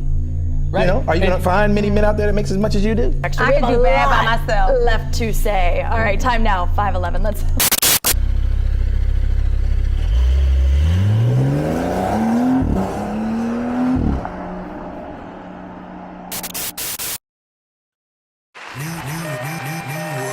All right, it's the evil world we live in. And the main event coming up here, I promise. It's been a great show. We only had to slap up one Mitch today. It's the evil world we live in. Let's get the sound effect going. Where is it at? It's an evil world we live in. It's the evil world we live in. Check this video out. Let me know what you think about this video. Yeah, take out the trash, bitch. You're such a little bitch. You're just my little bitch. You cook, you clean, you take out the trash, you do everything for me, pay my goddamn bills, pay off my debt. Like, look at you. Ladies, I found me a true king. Look at him. He loves doing everything for me. Like, it's so incredible. I absolutely love it. Yeah? Yeah. Well, this reminds me of you quite a bit. Yeah, well, look what you're doing. Smelly. This shit look fucking busted. It looks like fucking cottage cheese, kind of like your body. Really? You want to talk about my body? Smells like you obese piece of ass? Piece of ass, that's a fact. But it smells like you too. Bro, lift up your shirt. Let me see that gut real quick. Oh. Let me see the gut. No, I get it. It's all about like making fun of me so you can feel better about yourself. No, it's fine. I'm gonna take out the trash, you know, because I'm a good fucking husband. That's right. Yeah. I'm not gonna be your husband. Can I have some, like $500 for shopping though? No, because you're fucking stuck up and you ain't shit.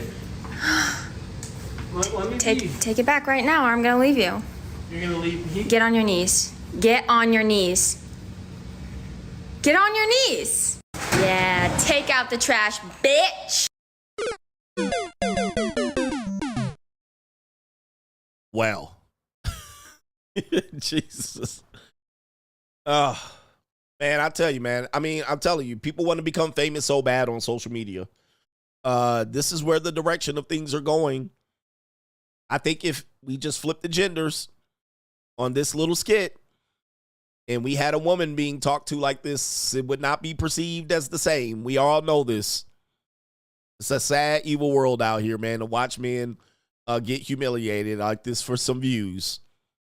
I mean, this is bad. This is terrible. All right, here we go right here. This isn't funny. It's cringe. For real. I mean, there's nothing funny about this. Not even the dialogue. Just terrible all across the board. Yeah, take out the trash, bitch. You're such a little bitch. You're just my little bitch.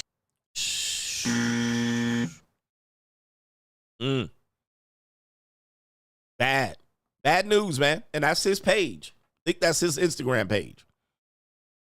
For some reason, this little role play shit, it gets views because it's, what do they call it? Rage baiting. So it gets people talking. Okay. What do we got here? It's an evil world we live in. Check this out.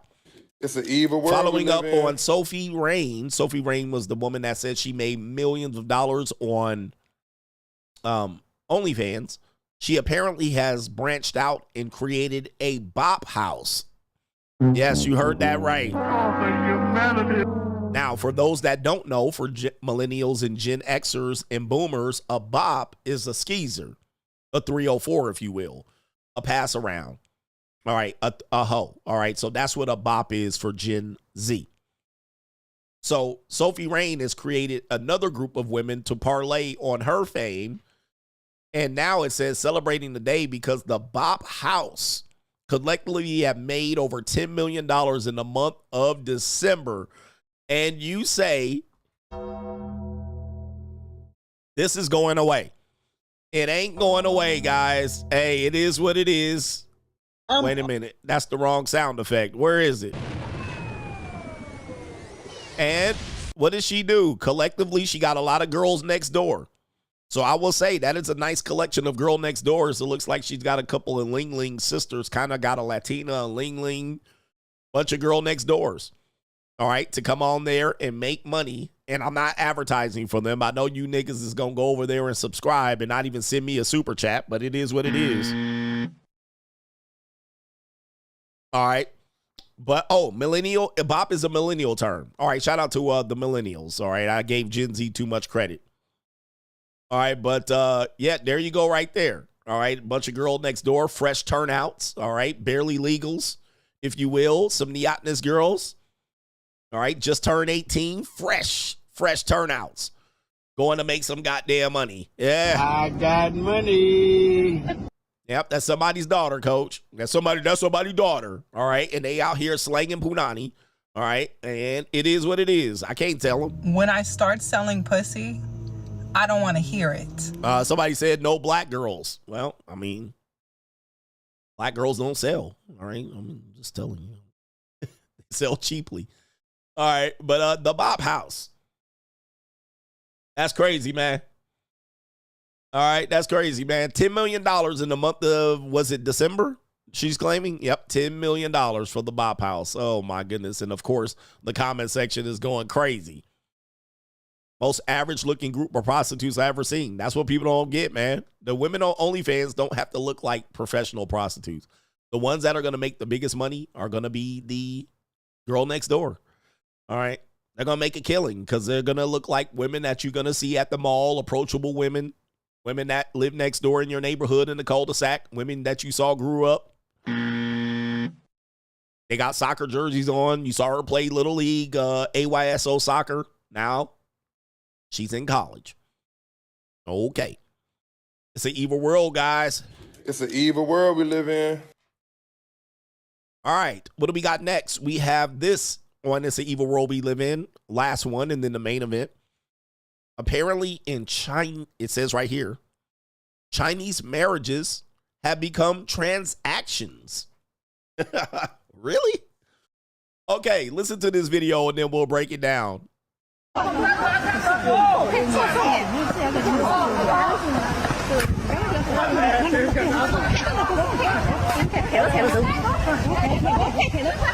This video shows a newlywed couple escaping into the car while her family members chases behind because the bride's family has just asked the groom to pay an additional bride price on the spot. That's basically an additional $30,000 to $40,000 US. In this video from southern China, on the wedding day, they demanded a bride price of 600,000 yuan or 84,000 US. And this is on top of what they already paid. If the bride could not afford it, then the groom has to drink the bride's foot washing water. 怎么可能喝嘛？我从来没听到你在说过。你不喝，你现在要60万过来打。都是一家的阿姨。对。我不拿60万，你就让我喝洗脚水。对。对呀。不一定嘛。怎么你一说为什么不值60万呢？啊？为什么？你要60万，你直接跟我说就可以了。你为什么要说非让我喝这个水呢？ And it's quite common. Not everybody can afford it in China, not in this economy. And that's on top of the expenses that many of the male's families already had to pay for, like the wedding itself. So sometimes weddings are called off because of demands like this. The CCP even realized how bad this has gotten, how transactional weddings are in China, their marriage rate declining 56% over 9 years. And of course, there's also birth rate issues as well. And part of that is how materialistic families have become. Straight jacket. All right, imagine families using their daughter as leverage to get more money. This one says Chinese marriages have become transactions. This guy has it figured out. Marriages were always transactions. We only recently made them about love, and now love is transaction, right? So we're returning back. My book, The Evolution, was describing this, that we're going back as women were trying to progress and go forward and be free. We're actually de-evolving and seeing more women going back to the basics, transacting themselves in the form of prostitution and or temporary relationships and or transacting marriages straight away. So we're not evolving forward in the idea feminism had. They're actually reverting back to women becoming pieces of property. All right, selling pussy, if you will, and the family selling the daughter off. When I start selling pussy, I don't want to hear it. All right, so watch out when you go to, if you go to China, you can get stuck up on the spot for an extra bit of money, a bride price, or they're gonna make you drink the bath water. That wasn't that bad. At least they didn't skitty pop them. All right, but they had to look at this video. I love this part of the video. They running out and he threw the bitch in the car. All right, get in the goddamn car. Look at that. All right, look at that love right there. I threw her ass in the car. All right. They trying to get This her out video the shows car. a newlywed couple escaping into the car while her family members chases behind because the bride's family has just asked the groom to pay. Look at Ricky Tan. Don't want to let him leave. I'm going to lay on the car. Oh my An goodness. additional bride price on. Look at that. Man, cold, man. Hey, man, when y'all think women are free, the family says, I don't think so. All right. What kind of fuck you give me? All right. Women ain't free around here. All right. Women cost. All right. American people, 8 kind of fuck. Love fuck, hate fuck, sex only fuck, breakup fuck, makeup fuck, drunk fuck, buddy fuck, pity fuck. Pretty much how that goes. All right. But all right. The ninja was like, nah, ninja. All right. You ain't taking my daughter or my niece, cousin, whatever it is. It's a cold, evil world out here, brothers. It's an evil world we live in. I want you to listen to this. This is going to go into the main event.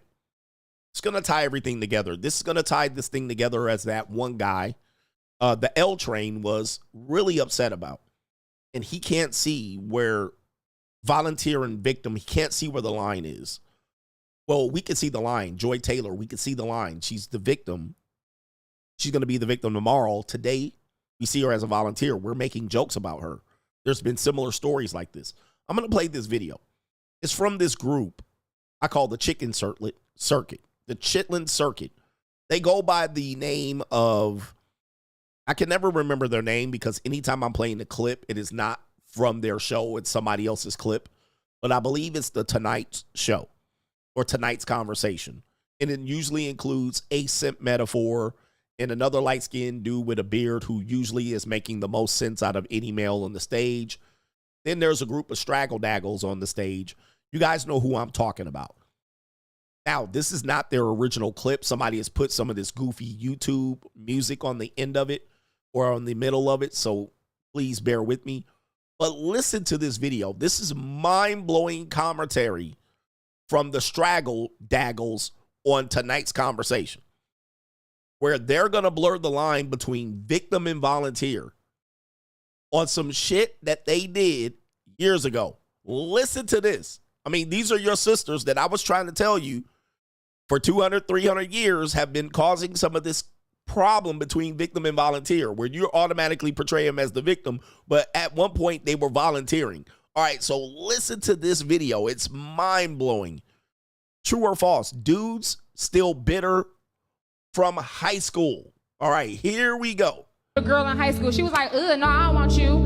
And then once she became a baby mama, he was a CEO, executive and all that. And she like, hey, you remember me? He said, no, I don't want you. I be feeling like, respectfully, y'all is the grown-up versions of the niggas that got hurt in high school while we was out fucking the drug dealers. Let me tell you something. We were victims then making horrible decisions with grown-ass on us. Y'all gotta let that shit go. What about the girls who had the older guys picking them up in high school? I came up to the girl in high school. She was like, no, I don't want you. All right. There's a longer clip of this, but this is the clip I got. Did you hear that, guys? Did you hear what you just heard? Can you believe what you just saw? I'm going to play it again. I want you to listen to this shit. Now, this conversation comes up because a lot of guys still say these women's body counts matter. These women saying the body counts didn't matter. And then they're flipping it, going, well, these men shouldn't still be bragging about me as a body count because I was kind of a victim. We were with the older dudes when we were in high school. They were voluntarily leaving with these niggas. We saw it. We saw them. And they was bragging and telling us we was dusty and dirty and we was young and dumb. They was doing it. Now all of a sudden they're like, hey, we was victims. These old men were predators picking us up.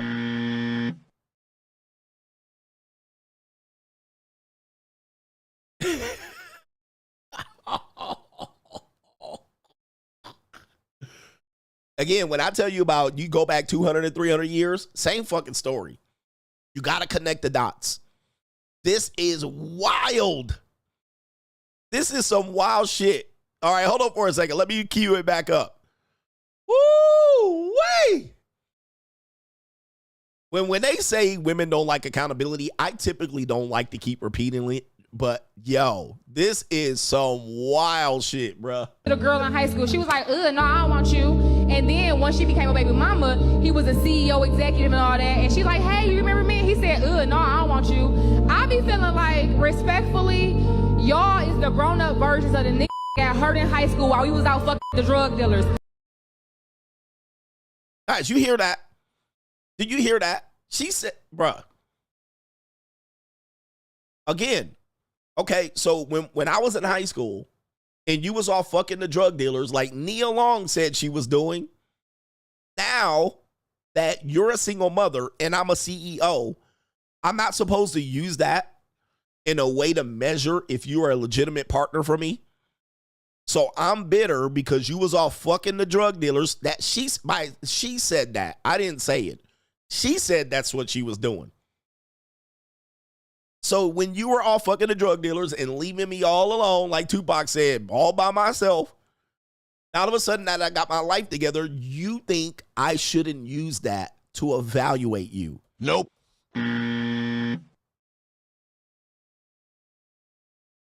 Huh? Somebody said this is Anton's show. Is it? I didn't know that. I thought this was, no, is this his show? All right, I don't know. Or maybe you trying to say something. I don't know what's going on here. This is mind-boggling. This is absolutely mind-boggling. I'm going to cue it up again. This is madness. The girl in high school, she was like, no, I don't want you. And then once she became a baby mama, he was a CEO executive and all that. And she like, hey, you remember me? He said, no, I don't want you. I be feeling like, respectfully. Oh, so this isn't tonight's conversation is what you're saying. This is Anton's show. Okay, so shout out to Anton Daniels. All right, she looks like the woman from tonight's conversation. So maybe I was a mistake. It's called Let's Rant. Shout out to Anton Daniels. So this is Anton's show. All right, I got to cue it up again. All right, my apologies for that. It looks like the same woman. Okay, but let's get it going again. All right, let's cue it up. All right, so here we go. The girl in high school, she was like, no, I don't want you. And then once she became a baby mama, he was a CEO executive and all that. And she like, hey, you remember me? He said, no, I don't want you. I be feeling like. All you heard is I be feeling like, and you knew this shit was going to go left. You knew it was going to go left. I be feeling like. You knew this shit was going to be bad news. I be feeling like. Respectfully, you knew this shit was going to go left. Y'all is the grown-up versions of the niggas that got hurt in high school while we was out fucking the drug dealers. Unbelievable. Unreal. Ladies, do y'all hear this? Again, now you're a victim. Let's go ahead and play the rest here. Let me tell you something. We were victims then. So when I talk about Joy Taylor, you guys do not be shocked when she's the victim. We were victims then. Why were you victims? Making horrible decisions. We were making horrible decisions with our pussy.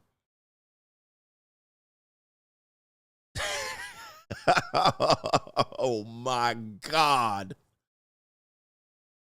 My God.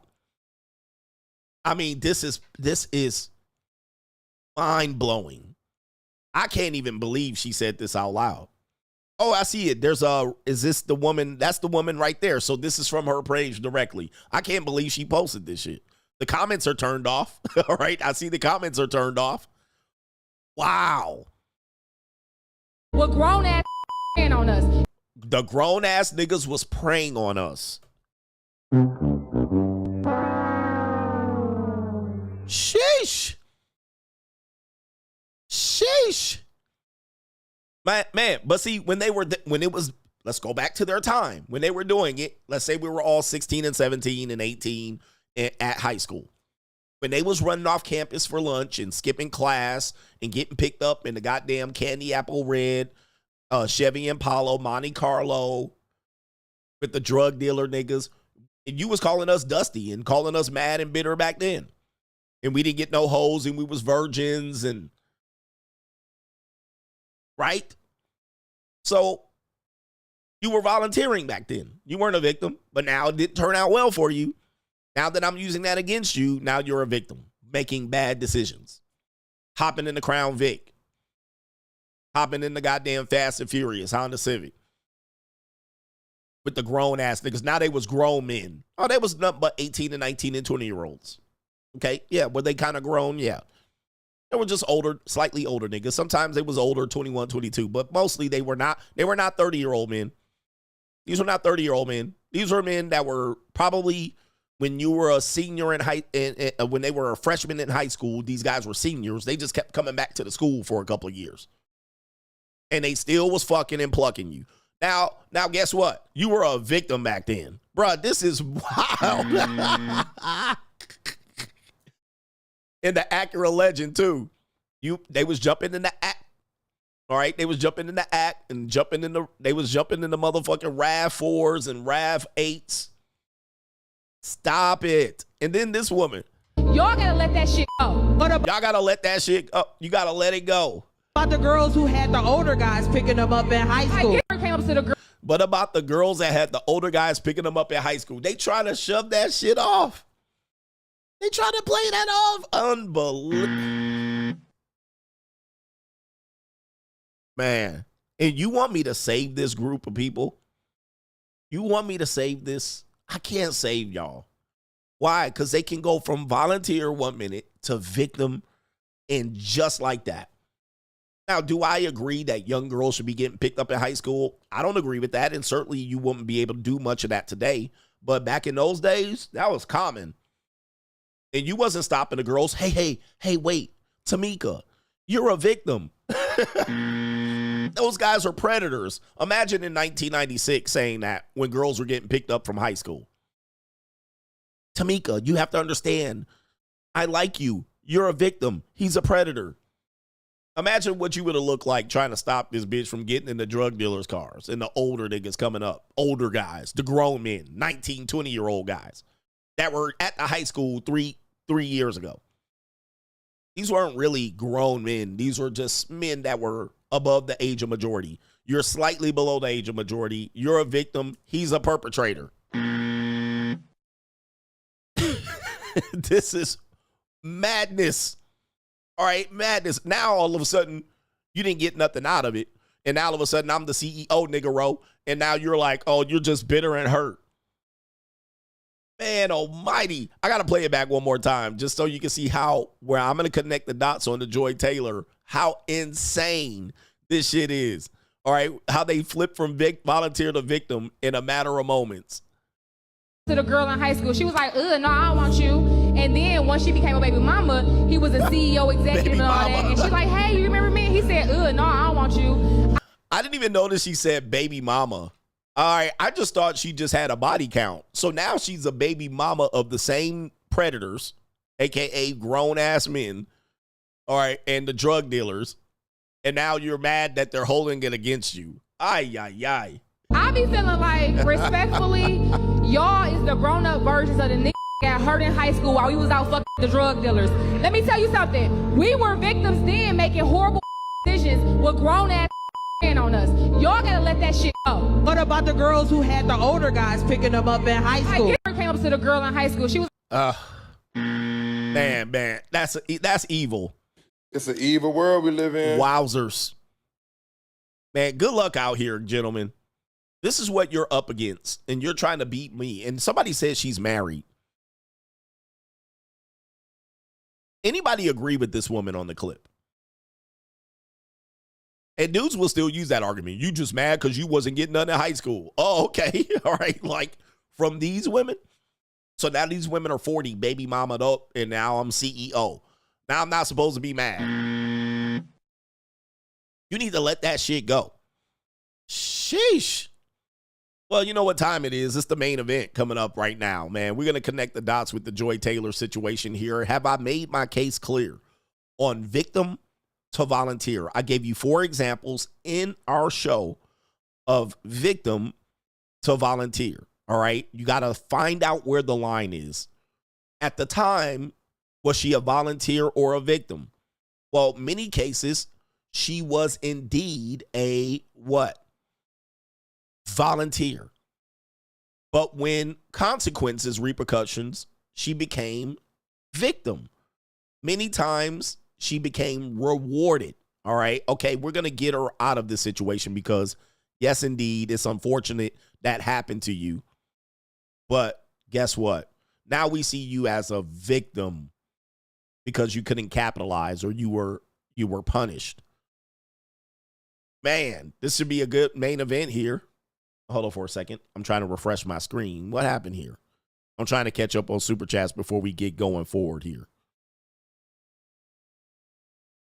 All right, no government name. A consequence of the Joy situation is that more men will avoid women in the workplace than they already do. But in society as a whole, he says, but society still wonders why men stop interacting with women and avoid marriage. Bitches in mainstream media, it's all CGA's fault. It's the red pill's fault. It is the red pill's fault. Free agents have, shout out to him, free agents have Fixing Buying International LLC, and women have Bop House LLC. Sounds like a match made in heaven. Shout out to R.A. Smitty says, I was at this show. She had a twerk contest at the intermission. Oh, my goodness. Shout out to Anton Daniel's show. So he has a show similar to tonight's conversation. All right, and she's the host. Man, that woman is wild. She probably watching this show. This show right here. Pastor E says it's Anton's show, but he gave the host a platform, which I hate he gave it to her because she's a ghetto strag baby mama who just so happened to luck up and get married. I don't know anything about this woman, so shout out to you. Sorry for, we definitely want to give credit to Anton and his show right there. And Vega says, what I heard that woman say, get over the fact that they hurt us in high school because they were effing the drug dealers. He says, my blood got hot, F these hoes, send it. That's what she said. Get over the fact that you guys were stepped on, picked over in a very, very interesting developmental time in a young man's life. Oh, get over it. Dark Side Foundation, I find it hypocritical that some women are mad at the deletion of the wife. Luigi went helmet time and they love it. They expect men to accept their abuse. By the way, black women don't belong to us. Most pro-blacks aren't even married to them. Your pro-black hater ain't either. All right? For sure. My pro-black haters. Yeah, my pro-black haters ain't married to him either. In fact, I can almost guarantee they're not married to them. So, you know, a lot of people claim, you know, those are our women. That type of shit. And I'm like, they really be out here defending them like crazy. H Everyday says, fresh turnouts, no BWs. I said they would legalize it. They're going to legalize it. They definitely are. We're definitely getting closer to it. Yeah, but men will say, yeah, I mean, men, where's that one dude at? Talking about, he needs some examples. And I showed him examples. Oh, man, that's a stretch. All right, let's see. Did I get Pro Man? We got a couple more than the main event. Sorry, I got to acknowledge these supporters here. Shout out to Stephen Morgan says, a synonym for challenger is enemy. So there you go right there for the question of, does a man want a woman to challenge them? Well, a synonym for that would be enemy. That's on point. Why would I want an enemy? Kaylin says, since we been focused on women in sports media the past couple of days, Coach, do you remember Pam Oliver? She's the thick sister who was the #1 sideline reporter on NFL on Fox. She was replaced by Erin Andrews because she was aging. Now that Erin Andrews is aging, do you think she'll be, or she should be replaced? And she will. She probably don't even want to do that job now. All right, she don't even want to do that job. She got a good deal. But, yeah, she'll probably just cash out. Pro Man says, I don't care our Afrocentric. I don't care. I think you meant, I don't care how Afrocentric your Washington, D.C. chocolate queen is. If Chad wants her, he's clapping them cheeks. That is 100% fact. Gotcha, bitch. If a Chad wants her, he gonna have her. He gonna have her. At least for a minute. All these sisters have had a white dude that they had to go, I'll give it a try. And he'll clap her cheeks and that'll be the end of it. Right? He'll have her. You know, she's thinking hypergamously, but that's a fact. All right, anyway, Give me a second.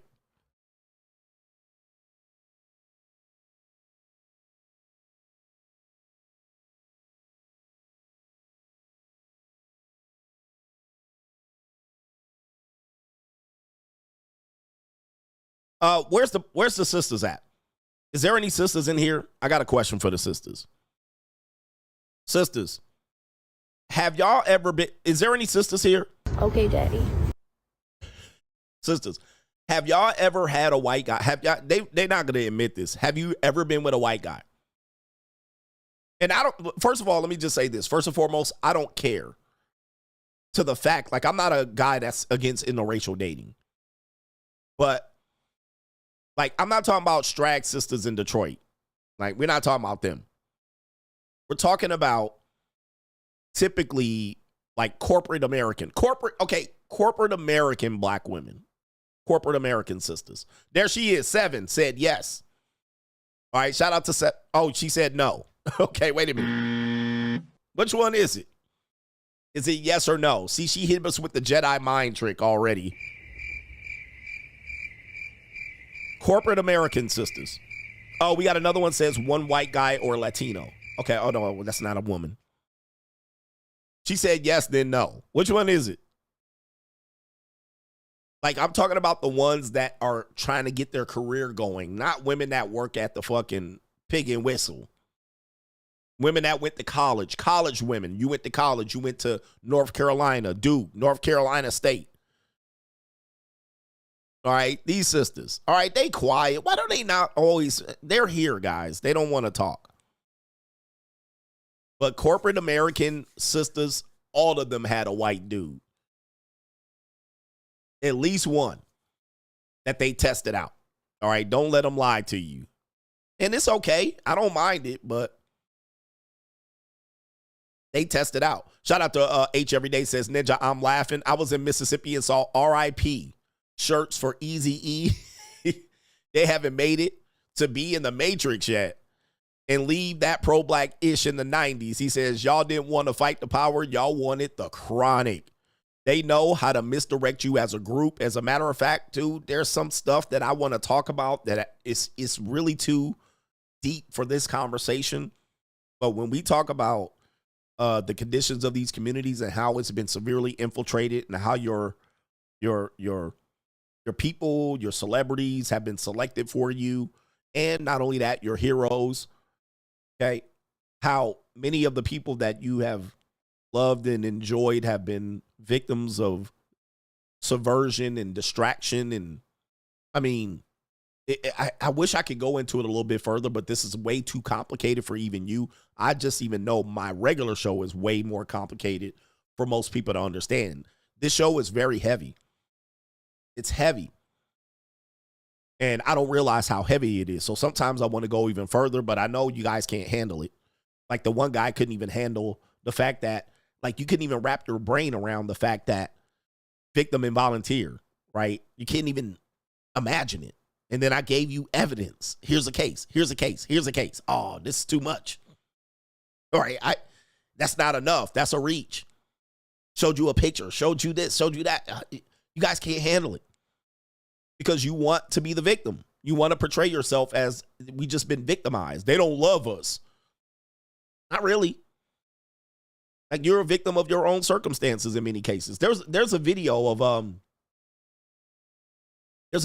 this that's going around that people wanted me to share that I was mind boggled that people were reacting to it quite interestingly. It was a guy dressed up like the KKK Grand Wizard. And he was saying, we don't have to kill black people anymore. We just, drop off guns and drugs and you kill each other. Now, in the comment section, somebody like literally was reacting to it like this was brand new information. Right. And of course, I've been around for a while, so I was flabbergasted. I was like, when was the last time the Klan killed anybody black? Like, you know what I mean? Like, it literally have to be 9 people in the last 25 years. But the idea that you would be shocked and astonished that they would have to just sit back and let you kill each other, that's what they've been doing for 50 years. Like, this is not new information. You shouldn't be shocked. And they're like, we need to get together as a people and fix this. I'm like, what? They've been doing this since the Iran-Contra affair, confirmed. And they've been doing this with the gangs, infiltrating the gangs and creating conflict with each other. Same thing with the rap industry and so forth and so on, letting you niggas kill each other. I had you niggas walking around in the 80s, late 80s, wearing prison outfits and Department of Correction outfits as streetwear, killing each other over starter jackets and Timberland boots. This isn't nothing new. Matter of fact, if you look at the minority rate, 13% of the population in America is killing 50% of the people. I mean, in the majority of your own people. This is not a stretch of the imagination. What do you think the Klan was doing it? How long do you think the Klan has been at this? All right, they've been stopping in this business since the early 80s. This is absolutely insanity. You're not ready for this conversation. This is way too much for you guys. They're not ready for this. This is way too heavy for you. So I'll stay with the Mickey Mouse shit, which is still heavy for you. You still have problems accepting this, but the mind-boggling information that you guys are so unable to digest on a regular basis, I can't even get to it. I can't even get to it, but let alone you can't think of why your women don't belong to you and you're a broken people. You've been conquered and you're broken and you expect you're going to come back from this at any point. You're not, but that's just too heavy for you. You're still holding on to a time where you're just going to overcome, but your girls are going to the Planned Parenthood at a rate of 50% of terminations of pregnancy. You guys are behind the 8 ball. You think your women belong to you? They do not. They belong to the system. They belong to the matrix. They belong to the Democrat Party. They belong to the plantation. They're plantation overseers. The motherfuckers are middle management and corporation keeping your black male ass out of it. This shit is cooked. Those aren't your women. Those are Chad and Brad's motherfucking women. And it's been that way since 18 and 63, 17 and 40, 16 and 60. That's what it's been. And it's going to be that way, motherfucker. You can deal with it. It's going to be that way. And it's going to be that way to the end of this goddamn United States. That's what the foundation was built on. That's what it will be. You're not coming back from this. So I don't know what to tell you.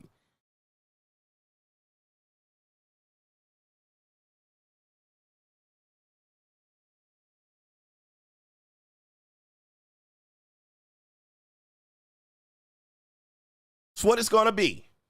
That's how it is. And you can ask Giz. Ain't enough motherfucking chanting, ranting, and less rants, and tonight's conversation is gonna fix the shit. It is what it is. Ain't enough Kevin Samuels and CGAs and Black Manosphere is gonna fix the shit. Ain't enough podcasts is gonna fix it. It is what it is. Accept that shit, move the fuck on, and then make a better life for yourself. But this ain't nothing new. It ain't nothing new. We've been dealing with this shit for 250, 300, 400 years.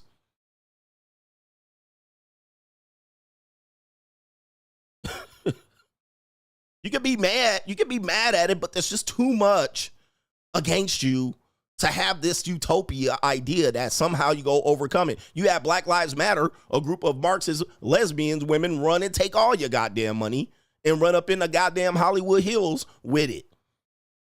All right, 3 black women did it and took all y'all's money and had y'all out there throwing bricks. What did they do? They gave that whole man a presidential award last week. Stop.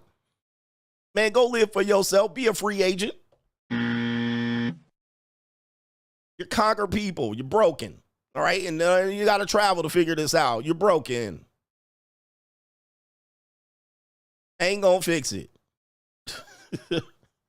It's just too much you got to overcome. And the fact that you don't know and accept the facts that I'm giving you that are just right and exact and historical, you still arguing with me. You ain't playing against me. Go play against them. All right? Don't try to prove me wrong. Prove the system wrong. I bet you can't do it. And ain't enough dialogue, debate, conversation gonna fix it.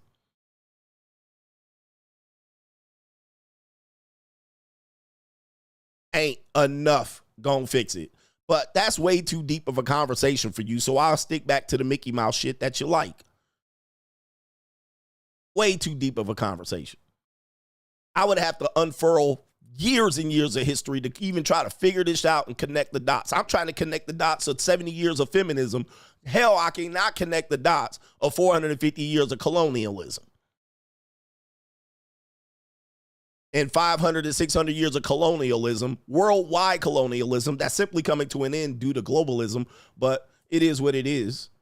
I can't connect the dots, and it's not even important to connect the dots at this particular point. I moved on. All right? I moved on. All right? I can't do nothing about it, but I can't claim these women as mine. It's the free agent lifestyle, and it's for life. All right? For me. For life.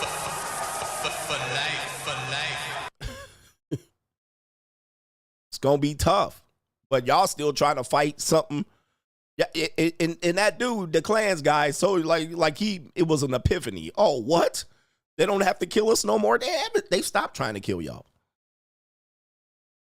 They don't have to do nothing. They don't have to lift a finger right now. They've been stopped lifting the finger since they've been stopping in Georgia in the 1983. That was the last time they did something.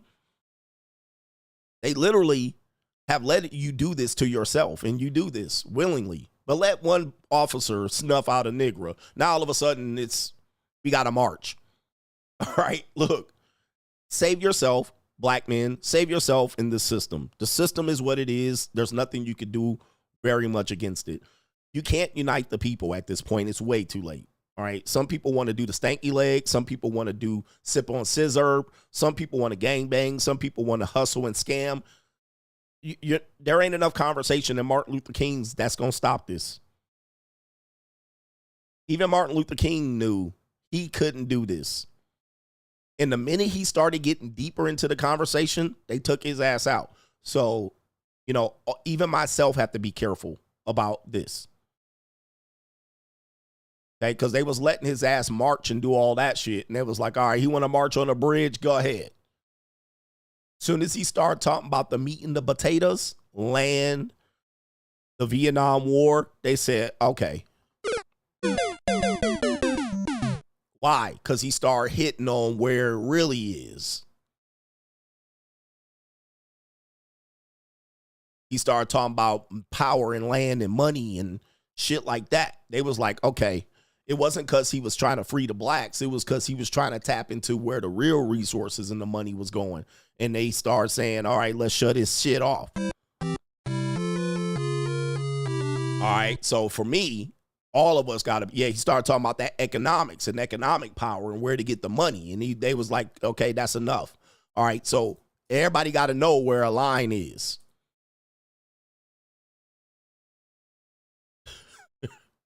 So I ain't trying to change a damn thing. For me, I'm trying to just tell you, as a man, where to pick your battles. Pick your battles. All right. Anyway, so and Myron, you should be new world order. Myron, you too, nigga. All right. They gonna let you talk about some hoes and some skeezers. All right. Soon as you trying to get too deep into the conversation, they gonna find your ass. So you know what I mean? What's the point? I mean, we could talk about it on the surface level, but now you trying to go ahead and go underneath the sewers and find that who issues out there, man. You're going to go far too deep and cross the line and try to start naming names, and they'll know how to deal with you. Okay, look. Last one. The gun line boss. He says Al Sharpton survived. Well, he was an asset. New world order. He was an asset. He'd been an asset since the late 70s and the early 80s.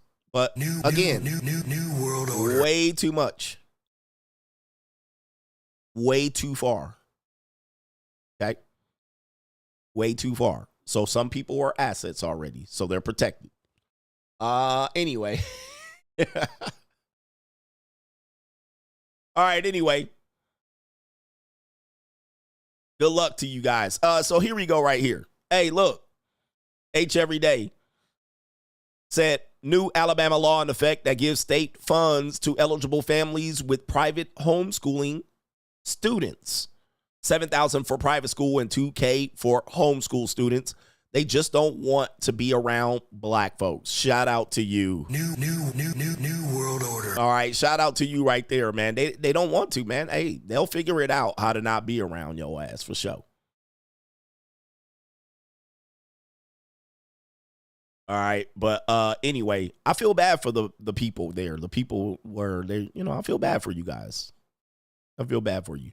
Shout out to Pro Man says, about to go there. He says, Chad and Brad have conquered the world. That has perks. Our biggest hero is famous for begging Chad for some civil rights. He says, we can't even get black men to get educated and embrace ownership. It's a very tough proposition, and I feel bad. But I've seen people try to do this for the past 40 years, and we've been going backwards. So each generation will bring on a new group of young black men and young black women that are going to be tough to gather in and give information to. Right? Today, you got kids listening to Playboy Cardi and Young Thug and, name a group. They're too busy trying to have fun and sex. They don't have time to be out here with you 45 and 50-year-old pro-blacks trying to fix the black community. They got YNs out here in Atlanta, Zone 6. Shout out to everybody in East Atlanta. They don't have any time to hear y'all. They ain't got no time to hear y'all. They got scissor to slurp. They got scissor to slurp. All right. They got Percocets to pop and Molly to drop and all this shit. They don't got no time to hear that bullshit. They got free guns in the trash can and all that shit. They don't got no time to hear about how they're going to change the community. That's what you need, that group of people. Okay.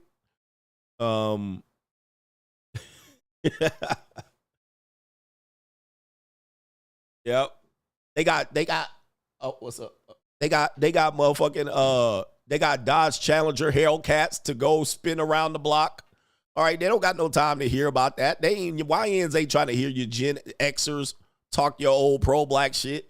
Yep, 3 guns in the trash. So how you gonna save the community without with the YNs still on patrol running down the street with the goddamn street sweeper? All right, or what do they call it? With the extendo clip. All right, they don't got no time to hear this shit. They already trying to have fun, man. All right. With the young schizoids out here, the young schizoids doing OnlyFans and ghetto gagging.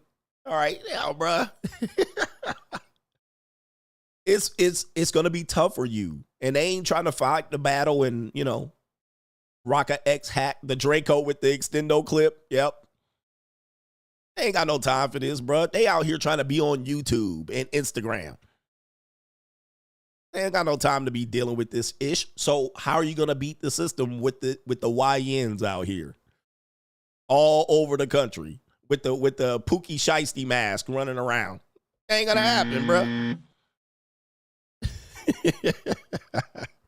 The Pookie Shiesty mask running around bullying people on the block for chump change. All right, that's not no. All right, that's who you're gonna have to get, the YNs. All right, main event. All right, stop. I'm doing too much here. I got to get on with this bullshit here.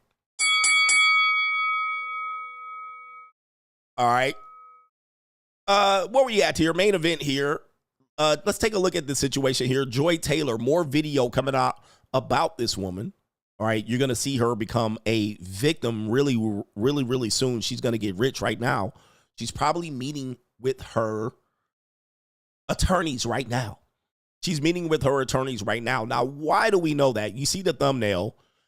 There was this woman here in Tennessee, Murfreesboro, I believe, or Laverne, Tennessee. She was the sexual mascot of the police department. She was an affirmative action hire, right? Young white girl. She was getting training, tag team, and passed around. Also, pictures of her feet were being passed around to her employees, her superiors, and all of them were letting it go on. Nobody really warned her of shit. She looked like she was volunteering and all that shit. And she was having fun. As a matter of fact, this is a video of her, all right, in uniform, riding that pony. Okay, here we go right here. That's the woman right there. That's the woman you guys talking about. All right, so here we go. We talking about her right there, down there in Tennessee. All right, look like she was, look at a whole muskrat. All right, having fun, but she knows she can get more looser than this right there, but she done fell off the bull. All right, but she was out there with that bull. She looked like she volunteering, huh? She looked like a victim, don't she? All right. Yeah, she ain't no victim. She knew what she was doing. Whole muskrat. All right, the definition of a muskrat. Well, what ended up happening in that case? A case where the woman was getting ran through as an employee, participating fully as a volunteer, was immediately able to turn herself into a victim, end up suing the police agency and saying that, hey, her civil rights were violated, and thus you're going to have to settle up here for $500,000. $500,000. All right, that's crazy, huh? Yes, just like that. I'm rich, bitch. All right, and you were like, well, how can this be, coach? She was the laughingstock of America. She embarrassed herself. She whored herself out. She was out there really on her day off. She was married, by the way, on her day off going to suck off other guys at the gym at the police department. How does she become a victim? Oh, well, they do. They can easily pivot. And it says after the explosive sex scandal involving the Laverne, I think I'm pronouncing it right, police department in 2023, the city agreed to pay former police officer Megan Hall $500,000. Damn. Just like that. Off of getting passed around.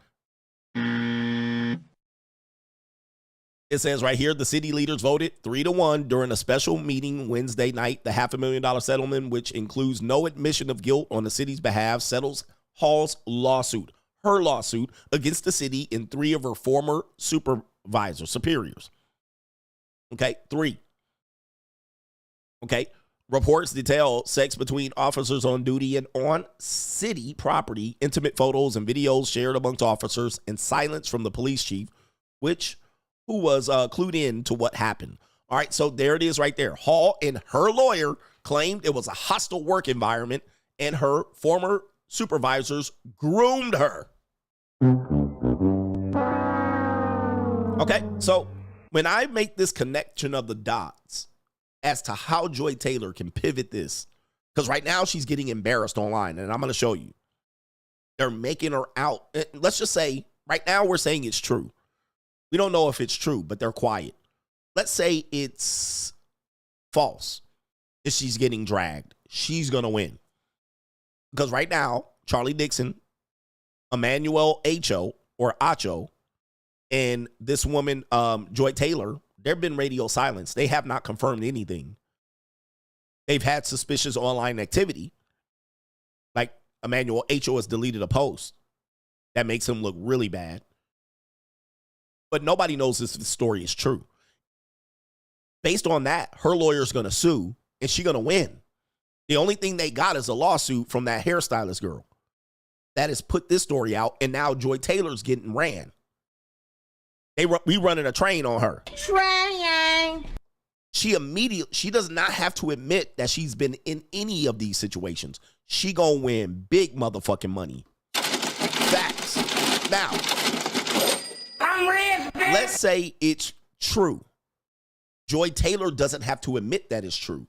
But let's say it's true. She's still about to win. I'm rich, She bitch. does not have to, even if it's true, we don't know how we'll find out it's true. But even if it's true that she's been doing this, she doesn't have to say, yep, I've been doing this. She's going to still say, my public image has been humiliated.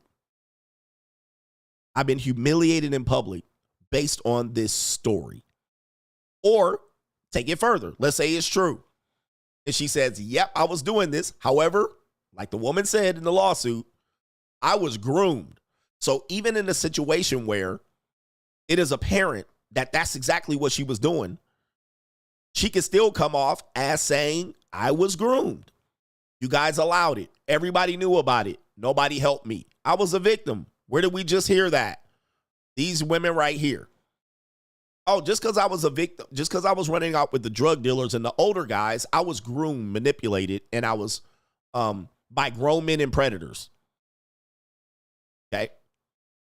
So let me play this part of the video right here. This video, check this video out. This is more of this, what they call evidence of weird behavior between Emmanuel Acho in Joy Taylor. This is him big virtue signaling and simping for Joy Taylor. And it says Joy Taylor had to be blowing his socks off. But truly, in the sports industry, I do not know anyone that is more impressive in every way, shape, or form than the one and only Joy Taylor, ladies and gentlemen.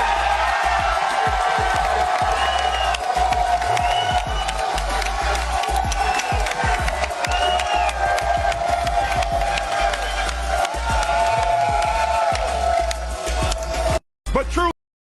All right, and so this ninja up singing her praises. We saw the video of him smelling his finger, jumping on the internet in a now deleted post, talking about how she's worked so hard. Oh, yes, we have that video, Joy. All right, but we're going to show this. All right, but what is this ninja doing, man? I mean, complete bozo. She must have been blowing his socks off, knocking his socks off. She must have been dropping that neck. It's barbecue in there. All right. Truly, in the sports industry, I do not know anyone that is more impressive in every way. More impressive in every way. I mean, they're giving away the signals here, definitely. Shape or form. Oh, shape and form, huh? Yeah. And what is so good about this woman? I mean, other than, she's attractive. Than the one and only Joy Taylor, ladies and gentlemen. Yep, there it is. I mean, she's good looking. She's a good looking mulatto, that's for sure. All right. Yeah. And she's really accomplishing not very much, other than that. Yeah, she's good looking, man. I mean, I'm pretty sure 10 years ago she was a smoke show. All right, but you got that right there. Also, you have this right here. This is direct from Joy Taylor. She says, women can exist in spaces with men without being with them. I know. It's a wild concept. This tweet from February 2022. Interesting tweet. But again, she doesn't even have to admit anything right now. She's being victimized in today's world. So she still can stand on this and say, there's no proof that I've been with anybody. Charlie Dixon is radio silent. They're meeting with their lawyers as we speak. They're probably watching YouTubers as we speak. And all I can say is everything that I say is alleged. All right. We also have this from Joy Taylor right here. This is her saying how hard she has to work to prove herself. Wake up call, same time. How would I not know how hard it is to do the show I work on? You have to constantly reaffirm that you are good enough, that you belong there, and then always prove it. So I would just always say you got to do twice the work to get half the opportunity. But that, to me, the mentality I've always had on it is that's just going to make me better. So that's why I'm excellent. Because I had to be. I couldn't be average. I couldn't be okay. I couldn't be late. I couldn't complain. I couldn't say no. Now I do. Right. Trying.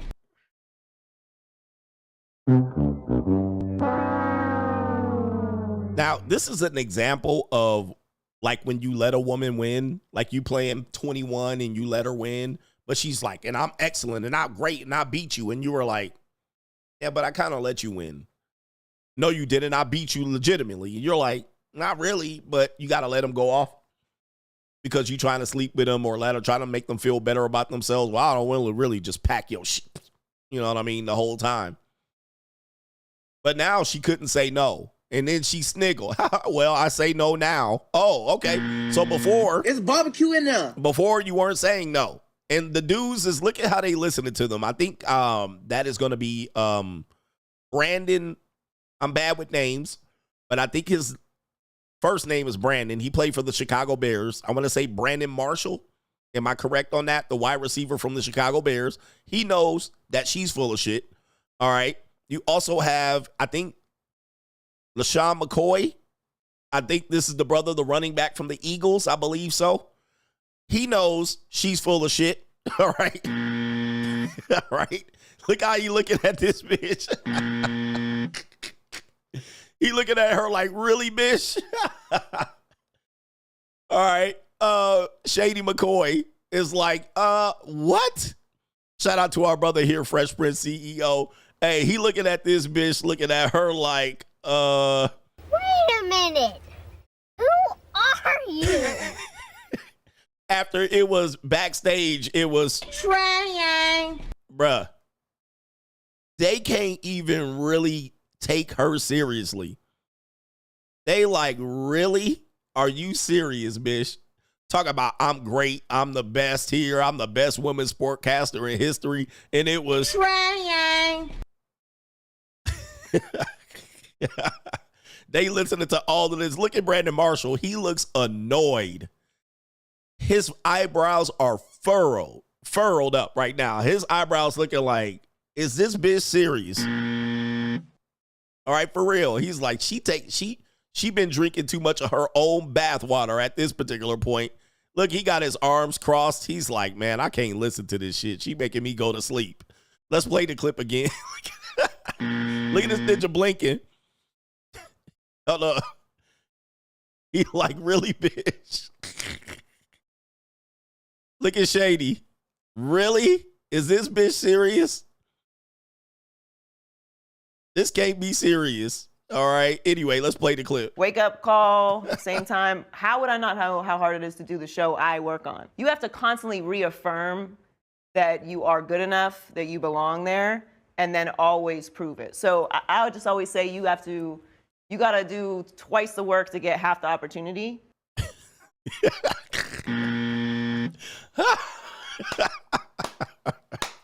Brandon Marshall like, really? Oh my Lord. This shit is wild. But that, to me, he said, look. Work to get half the opportunity. But that. He like sensational. Work to get half the opportunity. But that, to me, the mentality I've always had on it is that's just going to make me better. So that's why I'm excellent. That's the new Martin Luther Lee right there. He's staring at this bitch like, this bitch cannot be real. All right, he looking at her like, what you talking about, Willis? All right, he said, hell no, man. Yo, she sniffer. What? That's why you're excellent. All right, I ain't got no time for this shit. All right, somebody throw me the ball real quick. All right, we got another clip right here. That's why I'm excellent. We have Joy Taylor here, another classic one. This is the one I was looking for yesterday. Okay, here we go right here. You leave the game if the seats were high, or if a man took you this place on a first date, what you would do. And I'm telling you, like, every interaction that I have with people now, in some way or another, these things come up. Can we just keep it a buck? If they're fine enough, if they're funny enough, or if their financial status is what you want. Fine, funny, fucking money. You're throwing all boundaries, standards, all that shit you talked on Instagram about how you would never, and this woman ain't because women this and men this, you're moving forward with this person. Would you leave?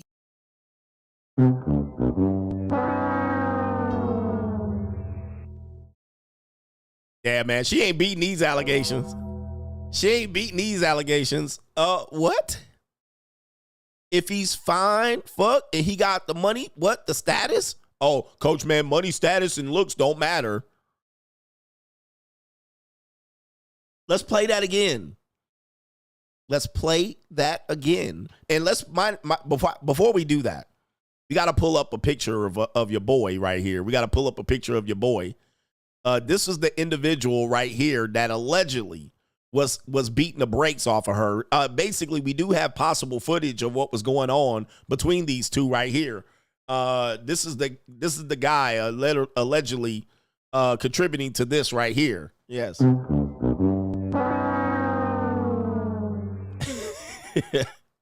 All right, we did see what was going on right there. Now she's telling on herself.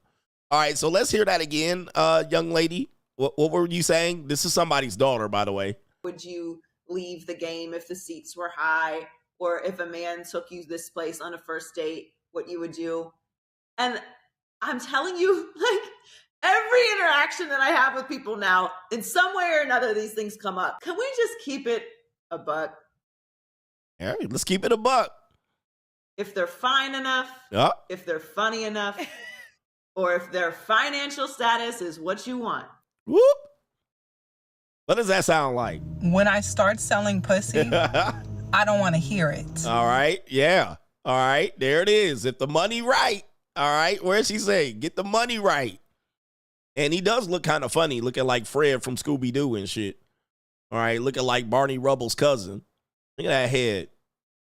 All right. That's alleged, by the way. All right. But she said if the money right. Their financial status is what you want. Fine, funny, fucking money. Wow. Hey, Joy Taylor, man. Talk to your boy. Joy Taylor. I've been trying to tell you the dating marketplace is monetized. Joy.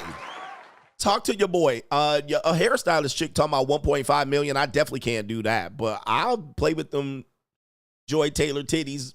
I'll pay with them. All right. How much we talking here? Let's talk turkey. All right. But look at her here. Fine, funny, fucking money. That's what she said right there. She ain't hiding. Status is what you want. Fine, funny, fucking money. Damn. All right. Joy Taylor, you got it like that? I'm in. All right. I need a day. I need at least an hour. You're throwing all boundaries. Look at that. Boundaries. So when I was talking about earlier, 250 years, 300 years, so forth and so on, as long as there's hypergamy is in the nature. So when a person has an opportunity, they're going to take it. That's what she said. That's what she said, Massa. That's what she said, Fred. Just because we live in a different year don't mean yesteryear the rules don't apply. She said, you're throwing all boundaries. All boundaries. In these streets. All boundaries. And she put the Steph Curry out there. All boundaries. She said, what? If the money right. Big head hunters. Connect the dots. Massa, you sick? No, Massa, we sick. Yes. We'll be sick together. I'll be in the bed with you, Massa. All right, that's what she said. All right, I didn't say it. Coach, you need proof. Where? Okay, is this proof? There's a proof right there. It's 2025. Still same shit going on. If they're fine enough, if they're funny enough, or if their financial status is what you want. Fine, funny, fucking money. Woo! You're throwing all boundaries. Standards. All that shit you talked on Instagram about how you would never, and this woman ain't because women this and men this. You're moving forward with this. What is she talking about at the end? She sounded like she drunk off definitely some Henny. Yeah, Zion Williamson said, I want some too. All right. But this is her too. They got the clip up on her related to this. All right, let me see. Do I have something else? All right, so yeah, so that's basically the conclusion of that particular episode right there, because that's where you're at. You're at where even when you have her saying this, she's not going to go away without a fight. You think she's going to tuck tail and get embarrassed and let the whole world trash her image? No. Right now, she's meeting with her attorneys. Her attorneys might be Gloria Allred is on the phone right now. Gloria Allred is on the phone. Despite the fact that we have all this evidence, this woman is going to get paid out by Fox Sports. She's going to leave with a big fat check, and everybody's going to be pissed. How? How could she be a victim when she clearly is on the internet telling us this? We have other people bragging about it. We have a lawsuit. That lawsuit's going to have to get settled. That woman's going to possibly get sued by Joy Taylor. So that hairstylist is definitely going to get probably sued by the Joy Taylor. So she's meeting with her attorneys right now, and they're formulating a plan right now to get her the bag. And Charlie Dixon. Charlie Dixon, who is the executive vice president, right now, he's in trouble. And I think the problem is,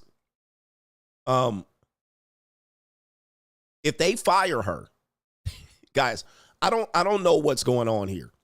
He says Fox doesn't subscribe to this Me Too stuff. I'm sorry. We have history of Fox paying off a lot of women. Fox has paid off a lot of women. All right. So, what's the guy's name? All right. There was a dude at Fox that had a whole bunch of these women, and they paid all of them off. All right. And they can't fire her. How they going to fire her? They can't fire her. All right. That motherfuckers, they fire her. She going to sue the shit out of them. Quick. But what's the dude at Fox News that the Fox people that was it Megyn Kelly? No, it was another. There was a guy at Fox News going through all those women. But and they paid all of them off. Yeah, what's his Roger Ailes? That's the guy right there. Bill O'Reilly too, but Roger Ailes. Let me see here. Lawsuits. Fox.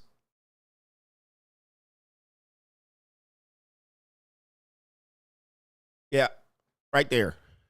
So, former Fox News employee sues network alleging Roger Ailes sexually abused her. There's the boy right there, Roger Ailes. That was the big one. They paid all them women off. So I don't know where that comment came from. That Fox ain't gonna pay them off. All right, yes they are. They gonna pay them, and Bill O'Reilly too. Bill O'Reilly, Fox. Let me see here. And Bill O'Reilly got fired right there, 2017, right there. Settled 5 lawsuits. Got fired by Fox. All right, so, yeah, bruh. They going to pay all them bitches. They going to pay her off. All right, so, yeah, I don't know where that comment came from. Somebody says Andrea Tenta. I can't pronounce that. Andrea. Oh, there we go, right there. I don't know where that comment came from. They gonna pay. It says right here, Fox News host, former Fox News, right here, 2017 against Roger Ailes. Sexual harassment. And this is the woman right here. Is she secretly recording? Yep, right there. She got her money. All right, they gonna pay up. They're going to pay up. And what's that other dude right there? Matt, but the other guy was from NBC. But anyway, we're talking about Fox News. But yeah, man. She going to get her money. Dude, there's no way they could just fire Joy Taylor right now. By the way, what would they fire her for? I don't even know what you would fire her for. Having sex, right? With the boss and a coworker. I don't think you would do that. Not without firing Fred and Emmanuel Acho. You would have to fire them too. So I don't think that's gonna happen. I don't think they're gonna fire Joy Taylor. That would be absolute crazy to fire her. They can't just push her out. And she ain't gonna quit. I don't even know if she still works there. So they can't fire her. They gotta fire Charlie Dixon first. Yeah, Matt Lauer was the other one. And Bill O'Reilly got. So, yeah, I mean, we just have to understand in the context of things. We laughed at Megan Hall. Megan Hall got $500,000. And we were like, what? We have to understand the world we live in. We just showed you how 1 minute they're a volunteer and benefiting, and the next minute they're the victim. Right here. Volunteer, victim. Volunteer, victim. Okay? Do not be surprised if Joy Taylor, who said, I'm going to find fucking money, don't be surprised if she don't get millions. Now, I think here's the thing. Charlie Dixon, depending on what Fox does with him, is going to tell us where this woman's going to get. Right? So let's say they fire Charlie Dixon. Then that's confirmation. That's confirmation. And that is going to be a part of the lawsuit from Joy Taylor. because that's just going to confirm that he had an abusive relationship with her at work. So Fox Sports is going to trigger what Joy Taylor does. If they don't fire Charlie Dixon, then we can possibly say she has a problem, because then there was nothing violated. There was no company policy violated. But if Fox Sports fires Charlie Dixon, she about to get fat paid. Fat. And y'all, we gonna all be looking stupid, mad again, reporting on it. And I'm gonna be the first to report it. All right, let me get to these super chats here. Because the firing of Charlie Dixon is going to confirm that something inappropriate happened. And then that's going to allow the subordinate supervisor claim to go forward. And it's going to ignite what the hairstylist said. It's going to give her a case. Ooh, wait. Yep, somebody said a $15 to $20 million bag. How much? Yeah. 15 to 20 million. And Charlie Dixon's married. He can't afford for this shit to go on very long. 15 to 20 million sounds legit.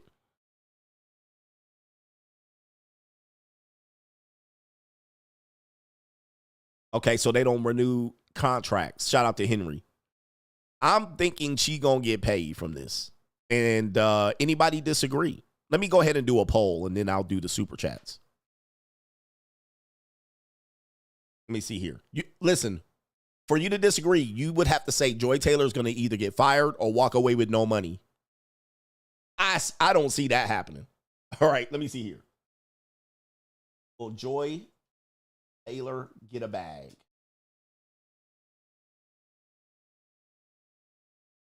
All right, you guys go ahead and vote on it. This could be a major payoff. It's Gloria Allred is on it. It's a wrap. All right, let me see if we can get to these chats.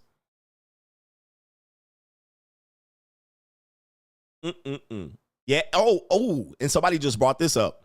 His wife gonna divorce him. So Charlie Dixon's wife, if he gets fired, she gonna divorce him on top of that, and it's gonna be curtains for him.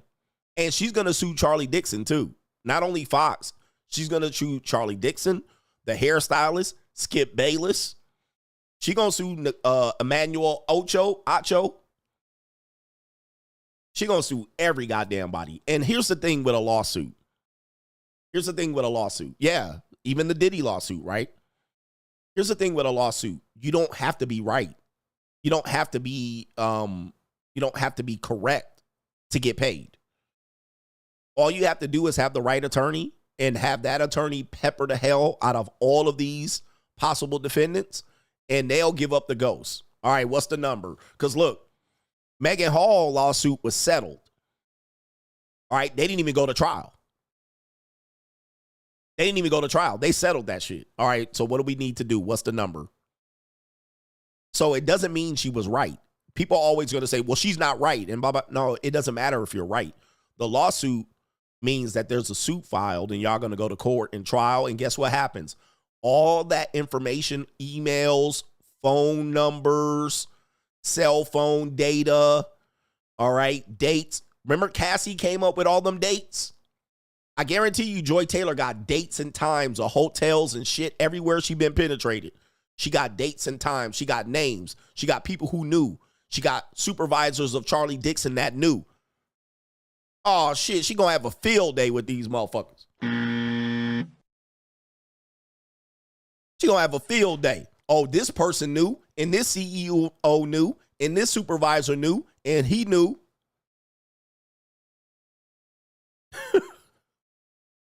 And people gonna be like, okay, nah. All they gotta do, man, if you ever been a part of a lawsuit, I had a person that was a part of a lawsuit, a divorce, and they owned a dental firm. So there were 8 dentists.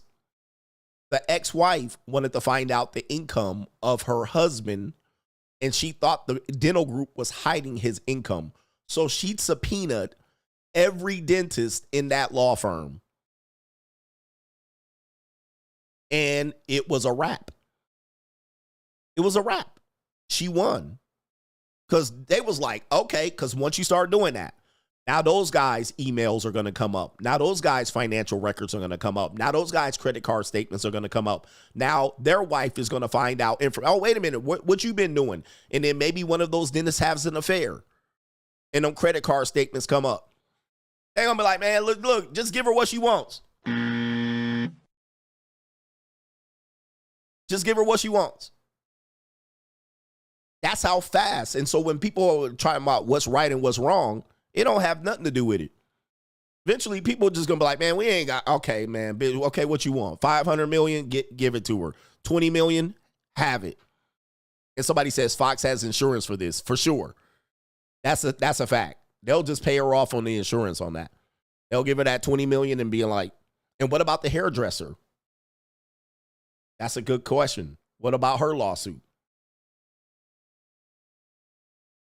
So it don't matter if she's right or wrong and what's the right or wrong about this. She got a case to sue. And remember, Joy Taylor, if you're watching me, number one, everything I said was alleged. Number two, I'm an entertainer. I make jokes. Number three, if you need a place for me to lay my head or your head, you can come over here. All right. All right. Yeah, Fox has lawyers in the building. Yep. And they're going to be, everybody going to make money. The lawyer's about to make money. Everybody about to make money on this. But again, this is kind of going in the slut shaming category because right now she's being slut shamed. All right. So, you know, all this commentary that we're having and people are talking about her breast and her getting passed around. This is called slut shaming. And women in these cases, if they're able to say they're a victim of something, which there is a case of her being a victim because you have a subordinate with a supervisor with an executive. So there is, in most cases, a victim relationship here, even though she volunteered, right? Even though she volunteered, for all intents and purposes in most corporate structures, this would be an inappropriate relationship. Therefore, she could feel like she was being victimized. And thus, at that point, if she is a victim and she's being humiliated sexually,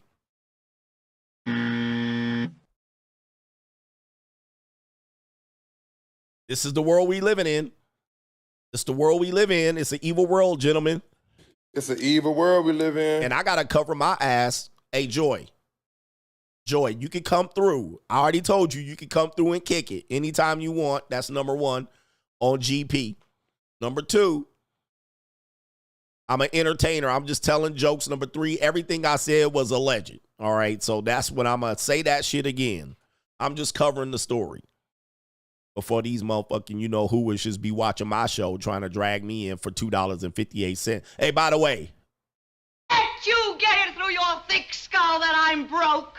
Dead, flat, stony, broke. I've got $3.85 in my purse. All right, shout out to our brother here. Joshua Moon says, commit to your success in 2025. Leave the community. Leave. Shout out to Monte says, nah, Shady McCoy, like, what the F, girl? Yep, because, you know, everybody knows. They said this was not a secret. So not who, and somebody's going to say, who is they? From what I heard, and I'm not going to throw anybody under the bus, but it was a YouTuber who is a well-known sportscaster. I ain't said his name. They basically said, he said that this is a well-known secret since 2016. Like, this wasn't a secret that they were in a relationship. Now, I didn't say it. So y'all need to dig up his YouTube. But as I said, man, look, lawsuits are the new divorce. They said she was known for this. All right, they said. Shout out to our brother here, Jahari Russell. Salute to the coach. He says, how can a woman who has never played at the highest level of men's sports have anything to say? Nobody cares what she has to say. Just bend over, beesh. You only there because you look good. Now, as we all know, where there's smoke, there's fire. So this is going to open up conversations about other women in sports, unfortunately. So other women in sports have this now. Taylor Rooks. Everybody's going to be questioned now. All these women are going to be questioned. Why are you out here? And I've always said women in sports is a complicated situation because Why are they up there in the first place? Why am I looking at a sports center and there's all female people on the panel? I'm not here for this. Why is there a female like what's the other girl? Not Rachel Nichols. But Rachel Nichols might open up and say she got a case. But the other woman, the other mulatto chick that always saying the wrong thing. I can't remember her name, but she works for ESPN. Everybody's going to start looking at her. And Molly Curum, and she was married to Jalen Rose at one point. The other woman I was thinking about, Malika Andrews. Everybody's going to be like, well, what about Malika? Malika, I call her. But Malika seems to be part of she's chosen. If you get my drift, she's a chosen one. And it seems like she's got in there to irritate and needle people. I would be surprised that any basketball player, anybody wanted to be with her. She's been pissing people off from the beginning. So Malika seems like, people would have probably realized really quick not to mess with her because she's an insider. That's all I'll say about that. New world order. All right, but she's part of the chosen one. H Everyday says, thank you, Big Titty, Trouble, Joy. You just exposed what women really value. Funny, fine, enough, and effing money. He says men have one of these three traits and you can get them. Now play accordingly, but people have been denying it. Coach, you wrong. And she said, fine, funny, and effing money. All right, it's all for sale. It's all for sale. Kayla says divorce isn't meant to be easy. When you get married, aren't you supposed to get divorced? No. He says divorce isn't meant to be easy. When you get married, you aren't supposed to get divorced. Nobody cares about till death do you part. So that's the conundrum what people have there. So it's supposed to be difficult. Yeah, if divorce was easier, people would do it way more. And I think I'm going to check out what's going on in Ko-Fi. Shout out to y'all for being patient. Somebody says Joy ruined it for these fake career 304s. Yeah, that's true too. Because now women are going to have to find, it's a bigger battle to get involved in sports, which, there's a lot of sportscasters that haven't played sports. There's a lot of sportscasters that haven't played sports. And typically the players that have played sports never are the host of a show. So Jason Whitlock, although he played college football. Stephen A. Smith allegedly played college basketball. Most of these people haven't played professional sports that are a part of sports. And that's same thing with Chris Berman, going back to most of the ESPN nerds. Most of these guys didn't play sports at all. They were on the high school newspaper team.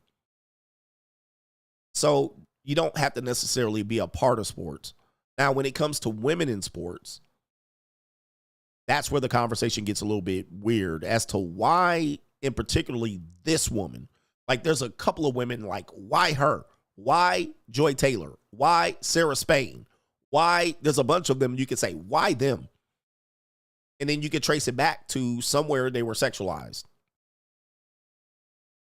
There's some women that have been in sports that have been a part of sports. Doris, I can't remember her last name. I've been listening to her for years since I was in graduated from high school. She was doing women's basketball commentary.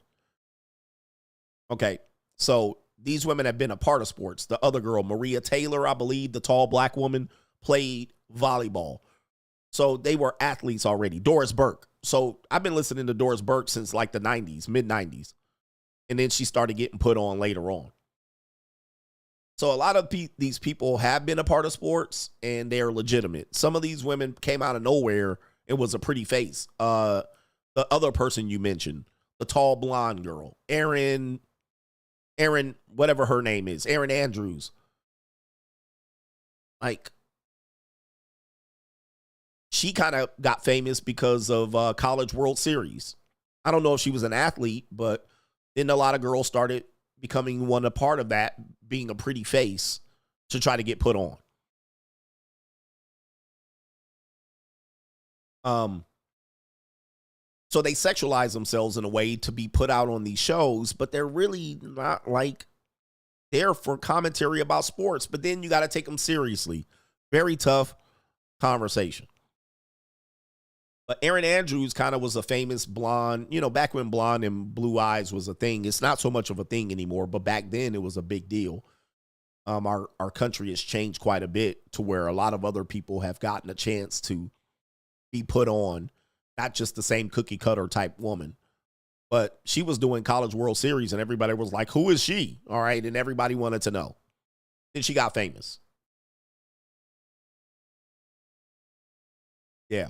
So then women see that. They like, I want to do sports too. All right. So it's kind of tough.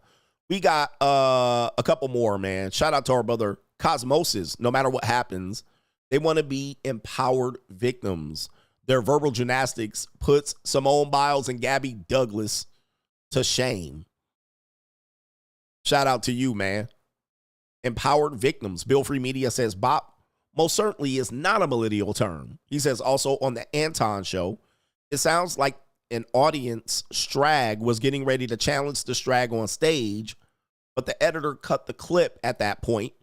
Maybe we should get the full clip. Shout out to you. So somebody said bop is not millennial. Maybe it is young millennial. By the way, some of the other ladies that you're naming, well, all I'll say is chosen. All right.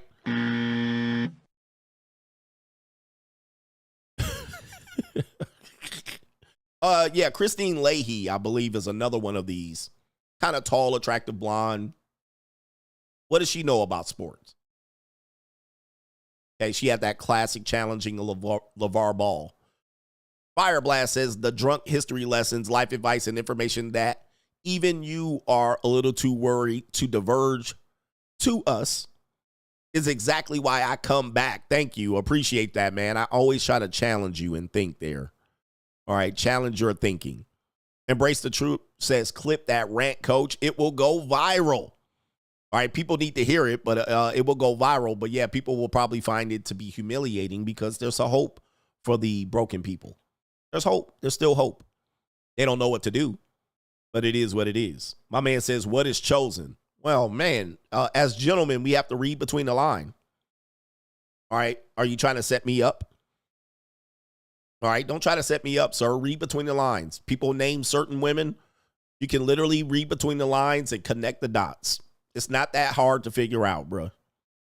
If you can't keep up, you can't keep up. And just stay along with the show. You'll try to figure some shit out. All right, but I'm a grown-ass man. All right, but look, I ain't got to try to do this. Y'all trying to peg me and put me in a situation. Y'all start naming a couple of girls. It is what it is. Ninjas need ninjas to spell it out. But look, y'all named another one. Hey, chosen. It is what it is. Think about it, motherfucker. And look at the names. Ninjas is super duper slow.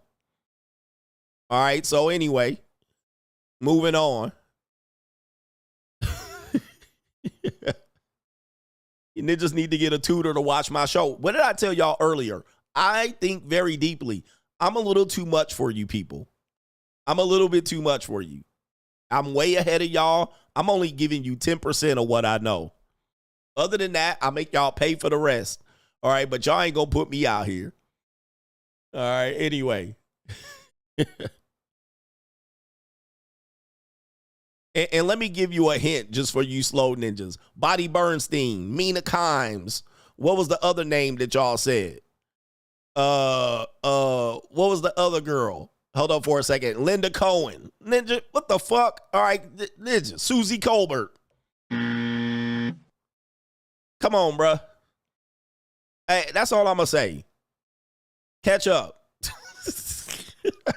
All right, anyway. Fuck. New world order. It ain't that hard. Y'all didn't just think way too goddamn. Anyway. What was the other girl? The little black mulatto flatback. Can't even. Malika Andrews. Paula Poundstein. Ninja, these are all anyway.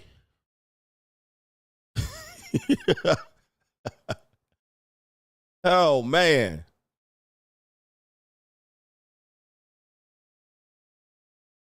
It's just too much, man. Y'all, that's why y'all need to pay for the rest. Y'all just way too slow for me. Way too damn slow. All right, anyway. All right, anyway. All right, look.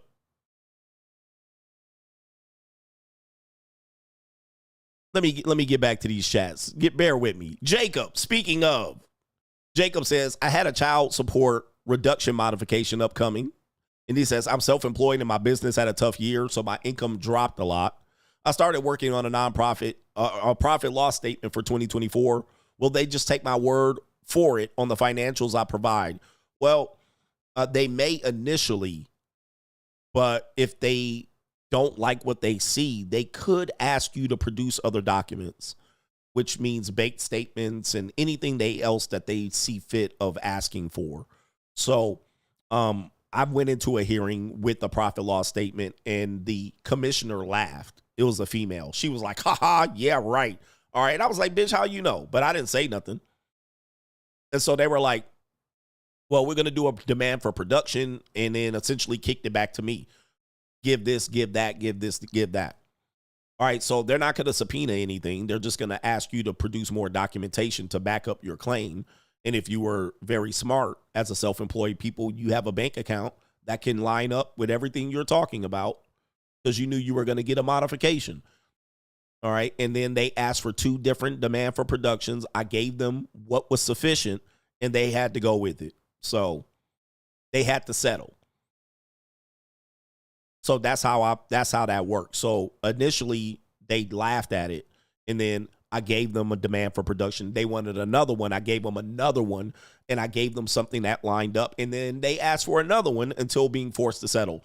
But let me just say this. The original commissioner laughed. She got taken off the case because I told my attorney I'm going to file an objection for her to be removed from the case because she was being prejudiced towards me, right? She was saying certain things that I thought were not appropriate in conduct of her role.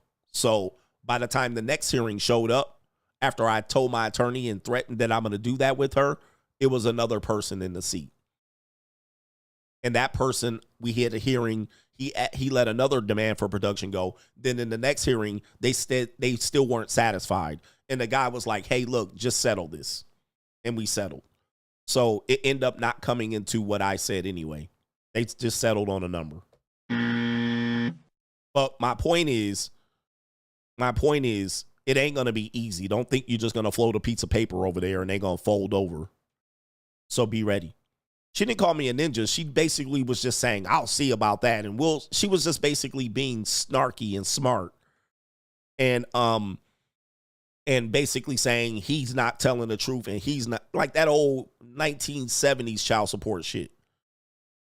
And unfortunately, and I won't say if anybody's ever recorded these hearings, they tell you not to record them.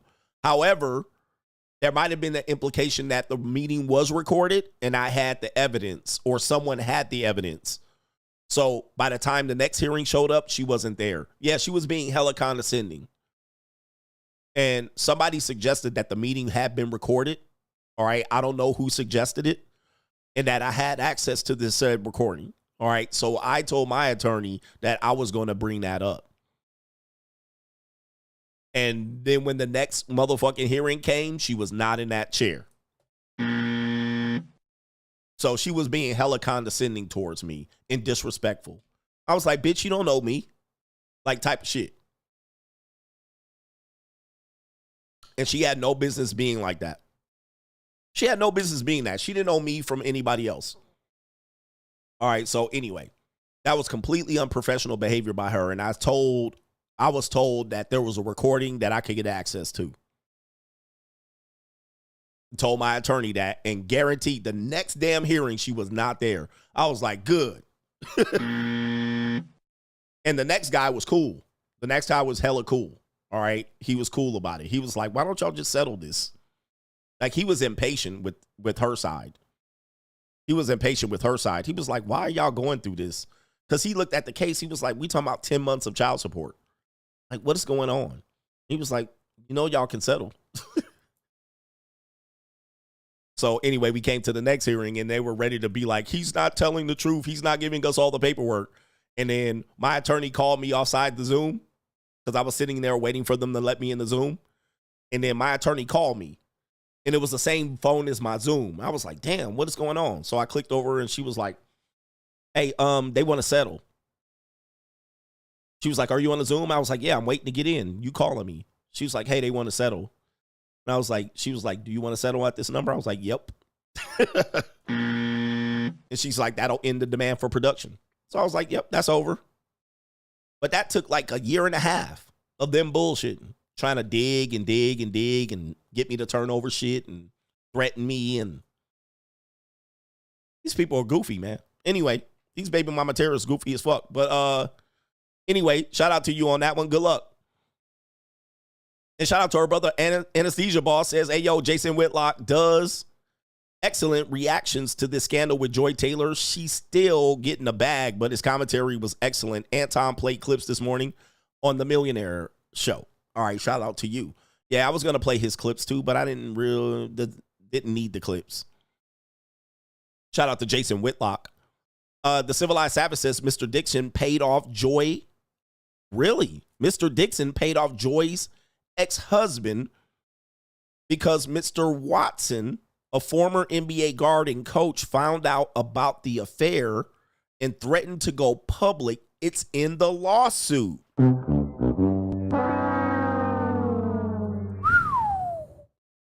Oh, this is going to get ugly. So, yeah, Joy's getting the bag. Joy's going to get the bag then. So that's confirmation right there. That's all you need. All they need now is for him to get fired. I mean, a lot of heads are going to roll on this one, by the way. It's not just going to be him. It's going to be anybody in this C-suite that knew about this. Okay, so if this is now, that's now confirmation for this. Okay, and then now all's going to happen. He's not the only one that's going to get fired. Anybody that knew about this in this corporation is going to probably get fired as well. This is how it works. This is called collateral damage. It's collateral damage. I've seen this work at universities where a coach will have violated some rules, but the university athletic director and assistant athletic director knew, or they covered it up. And then the coach gets fired, and then so does the athletic director, the school president. Everybody heads roll. Everybody heads roll. So this is collateral damage, all for one piece of pussy. I mean, all for one piece of punani. So people will lose their whole careers and jobs. Look at Baylor University with this. Any athletic program where a head coach does something, and then the AD knew and they covered it up, and then all of a sudden the school president knew and they covered it up. As soon as the coach gets fired, everybody get fucking fired. Yep, Penn State. There's Classic Hate, University of Miami, Cal State Northridge. I mean, there's always all for some titties, all for Joy Taylor's titties.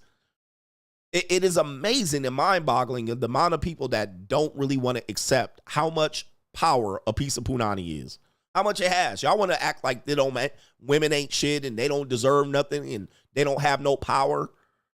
They got a lot of power. One piece of stank come in there, one dude lose control, and people get fired like crazy. Yep, somebody said Bobby Braswell. Somebody knew it. Cal State Northridge.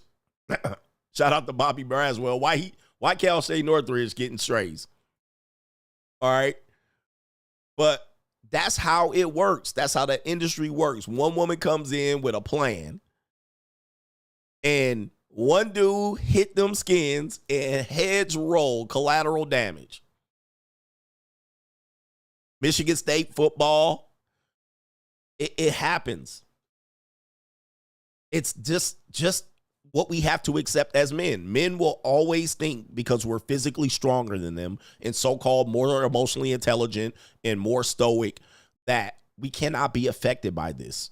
But it only takes one woman to destroy kings. This is somewhat biblical for the biblical people that follow this. One woman can destroy a whole kingdom. And of course, we're not removing the accountability of men in this situation. Men have to be accountable in this situation too. All right, but that's how that shit works, man. That's how it works. Y'all want women to not have this power. Leave them alone. But nah, y'all don't want to leave them alone. Y'all don't want women to have this power to be able to sue and be the victim. But this is how it works. I can't change it.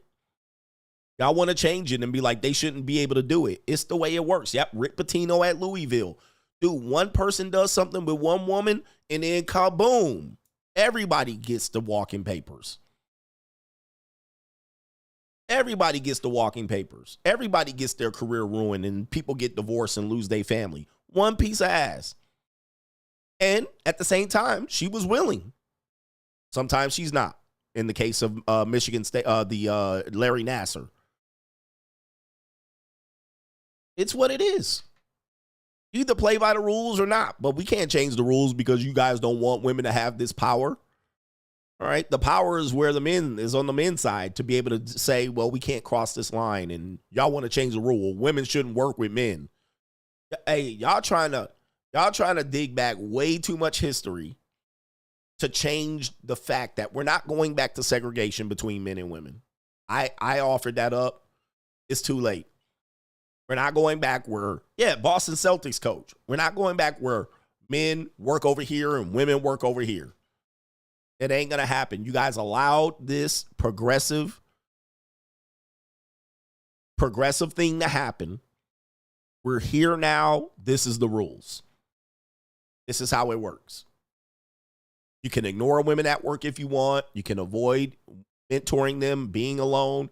There's still game guys out here telling you you can sleep with women at your job. Okay, keep playing. Okay? Keep playing. But we're moving forward in the future. You need to play and adapt to the new rules. Shout out to our brother here. DJ M, coach, this might be a hit job on the whole office. I think Fox handlers got wind of this and decided to stay ahead. He says the woman could have used Joy as a co-victim, but instead aired her ass out, which is counterproductive optics-wise. Red flag for sure. It is definitely curious as to why the woman included Joy Taylor in the lawsuit altogether. What was the reason? What was the, I think she wanted to, somebody said she was getting fired from her job, which is another thing when you guys said Joy Taylor's going to get fired. Apparently, the hairstylist was going to get fired from her job. She then said, I got information that could blow up your spot. So that's why she included Joy Taylor. That was a threat. That's why the hairstylist is going to get settled. I don't know what she's going to get, but they're going to settle with her because she's already blew up the spot. Right? And people probably said, oh, well, she knows it ain't going to hurt us. And then kaboom. Now, all of a sudden, they got a whole fire going on. What was thought was going to be Skip Bayless's downfall has been entire Fox Sports' downfall. This is madness. All HR laws broken. Yep. I mean, forget HR. HR is going crazy right now. All right, they are going nuts. Shout out to our brother Miles Monroe. One pair of big peanut butter tatas has a whole network in shambles. And somebody thought to hire this woman. All right. Oh, what's the worst that can happen? And guess what? This woman's going to cost people millions and millions of dollars. So same as the guy, Charlie Dixon, millions of dollars. One hire is going to cost this department hundreds of millions of dollars. And she going to get paid. The hairstylist is going to get paid. Charlie Dixon's going to get probably axed and divorced. And anybody above him who knew, according to this YouTuber, sportscaster, he said this is well-known information. He said they are already cooked. Yeah, they were already a mess. Like, who was even watching them? I wouldn't even watch their show. I've never even watched their show. Dotto says, Coach, keep cooking, motherfuckers. He says free agent lifestyle for life. Cooking them. For life. Cooking them.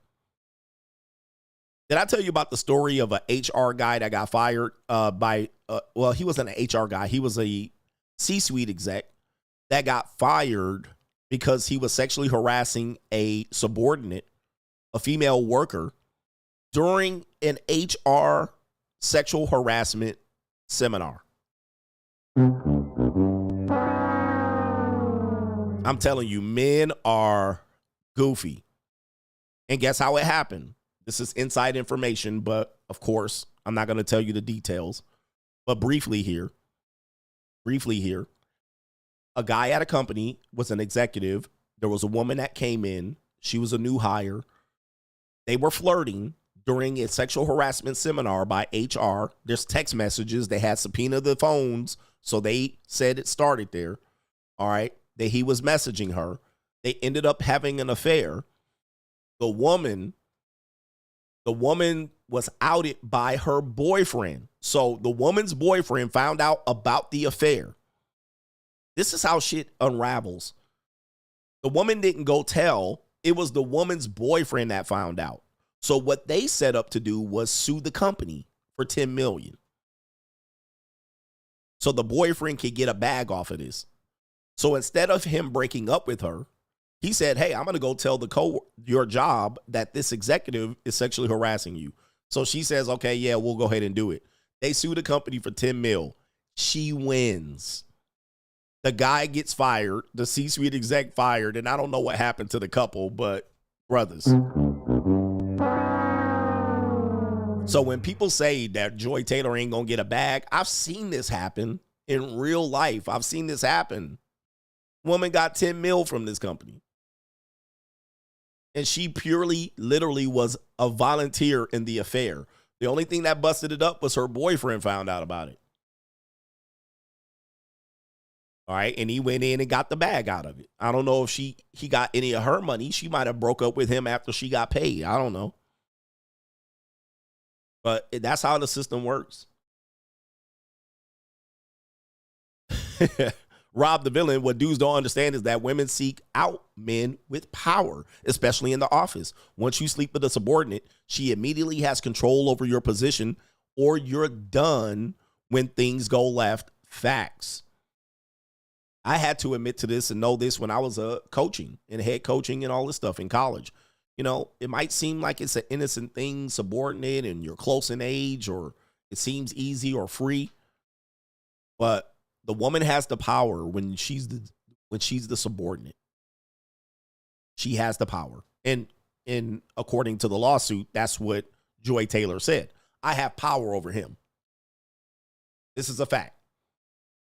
All right, shout out to In League. I Trust says bop is derived from bopper, and I heard it from Texas rappers like Little Kiki, Paul Wall, UGK, and so forth. Shout out to you, yes.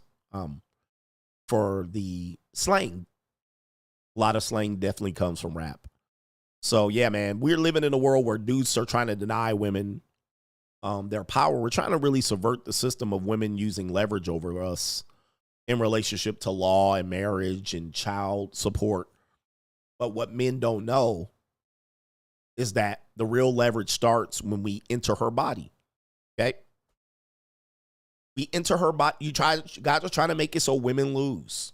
All right. And I think that's a bad example to show, where we have to understand they're circling the wagons against men because men are reactionary.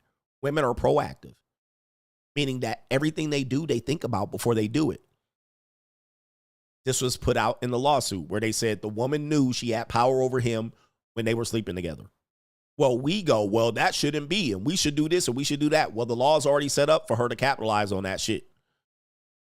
And she already knew that, walking in the door, playing a dumb bimbo, all right? And she set it up for the long run, and now she gonna get paid. And you got y'all sitting there like, duh. All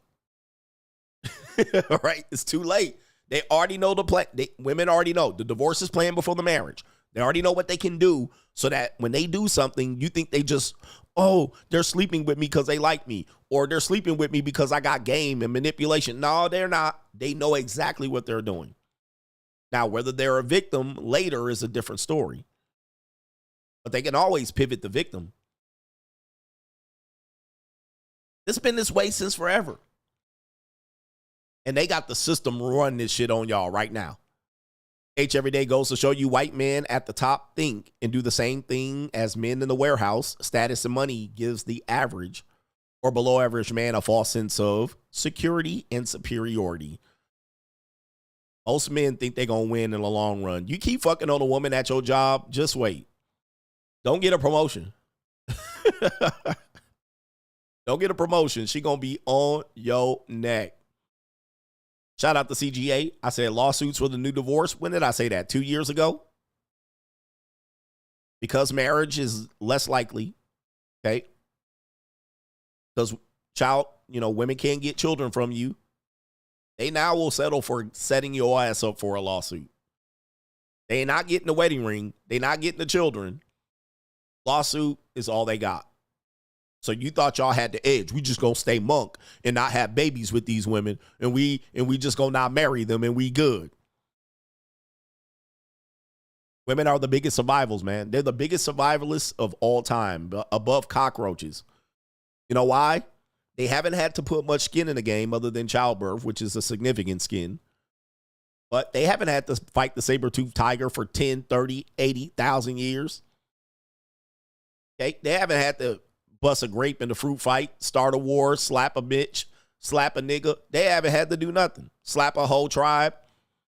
They haven't had to throw fisticuffs, drop a bomb, fly a plane. They haven't had to do shit up until the last 100 years.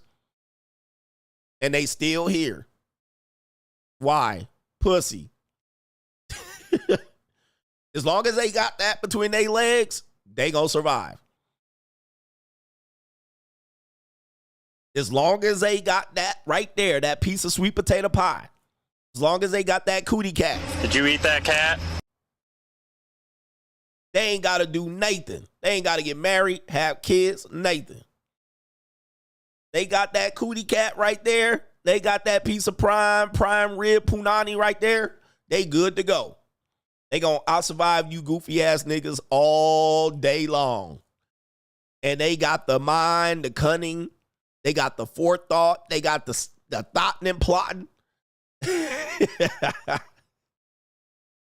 Long as they got that cootie cat, they got y'all ninjas, man. They got you by the short hairs. Indeed. Gotcha, bitch. Yo. They got that meow.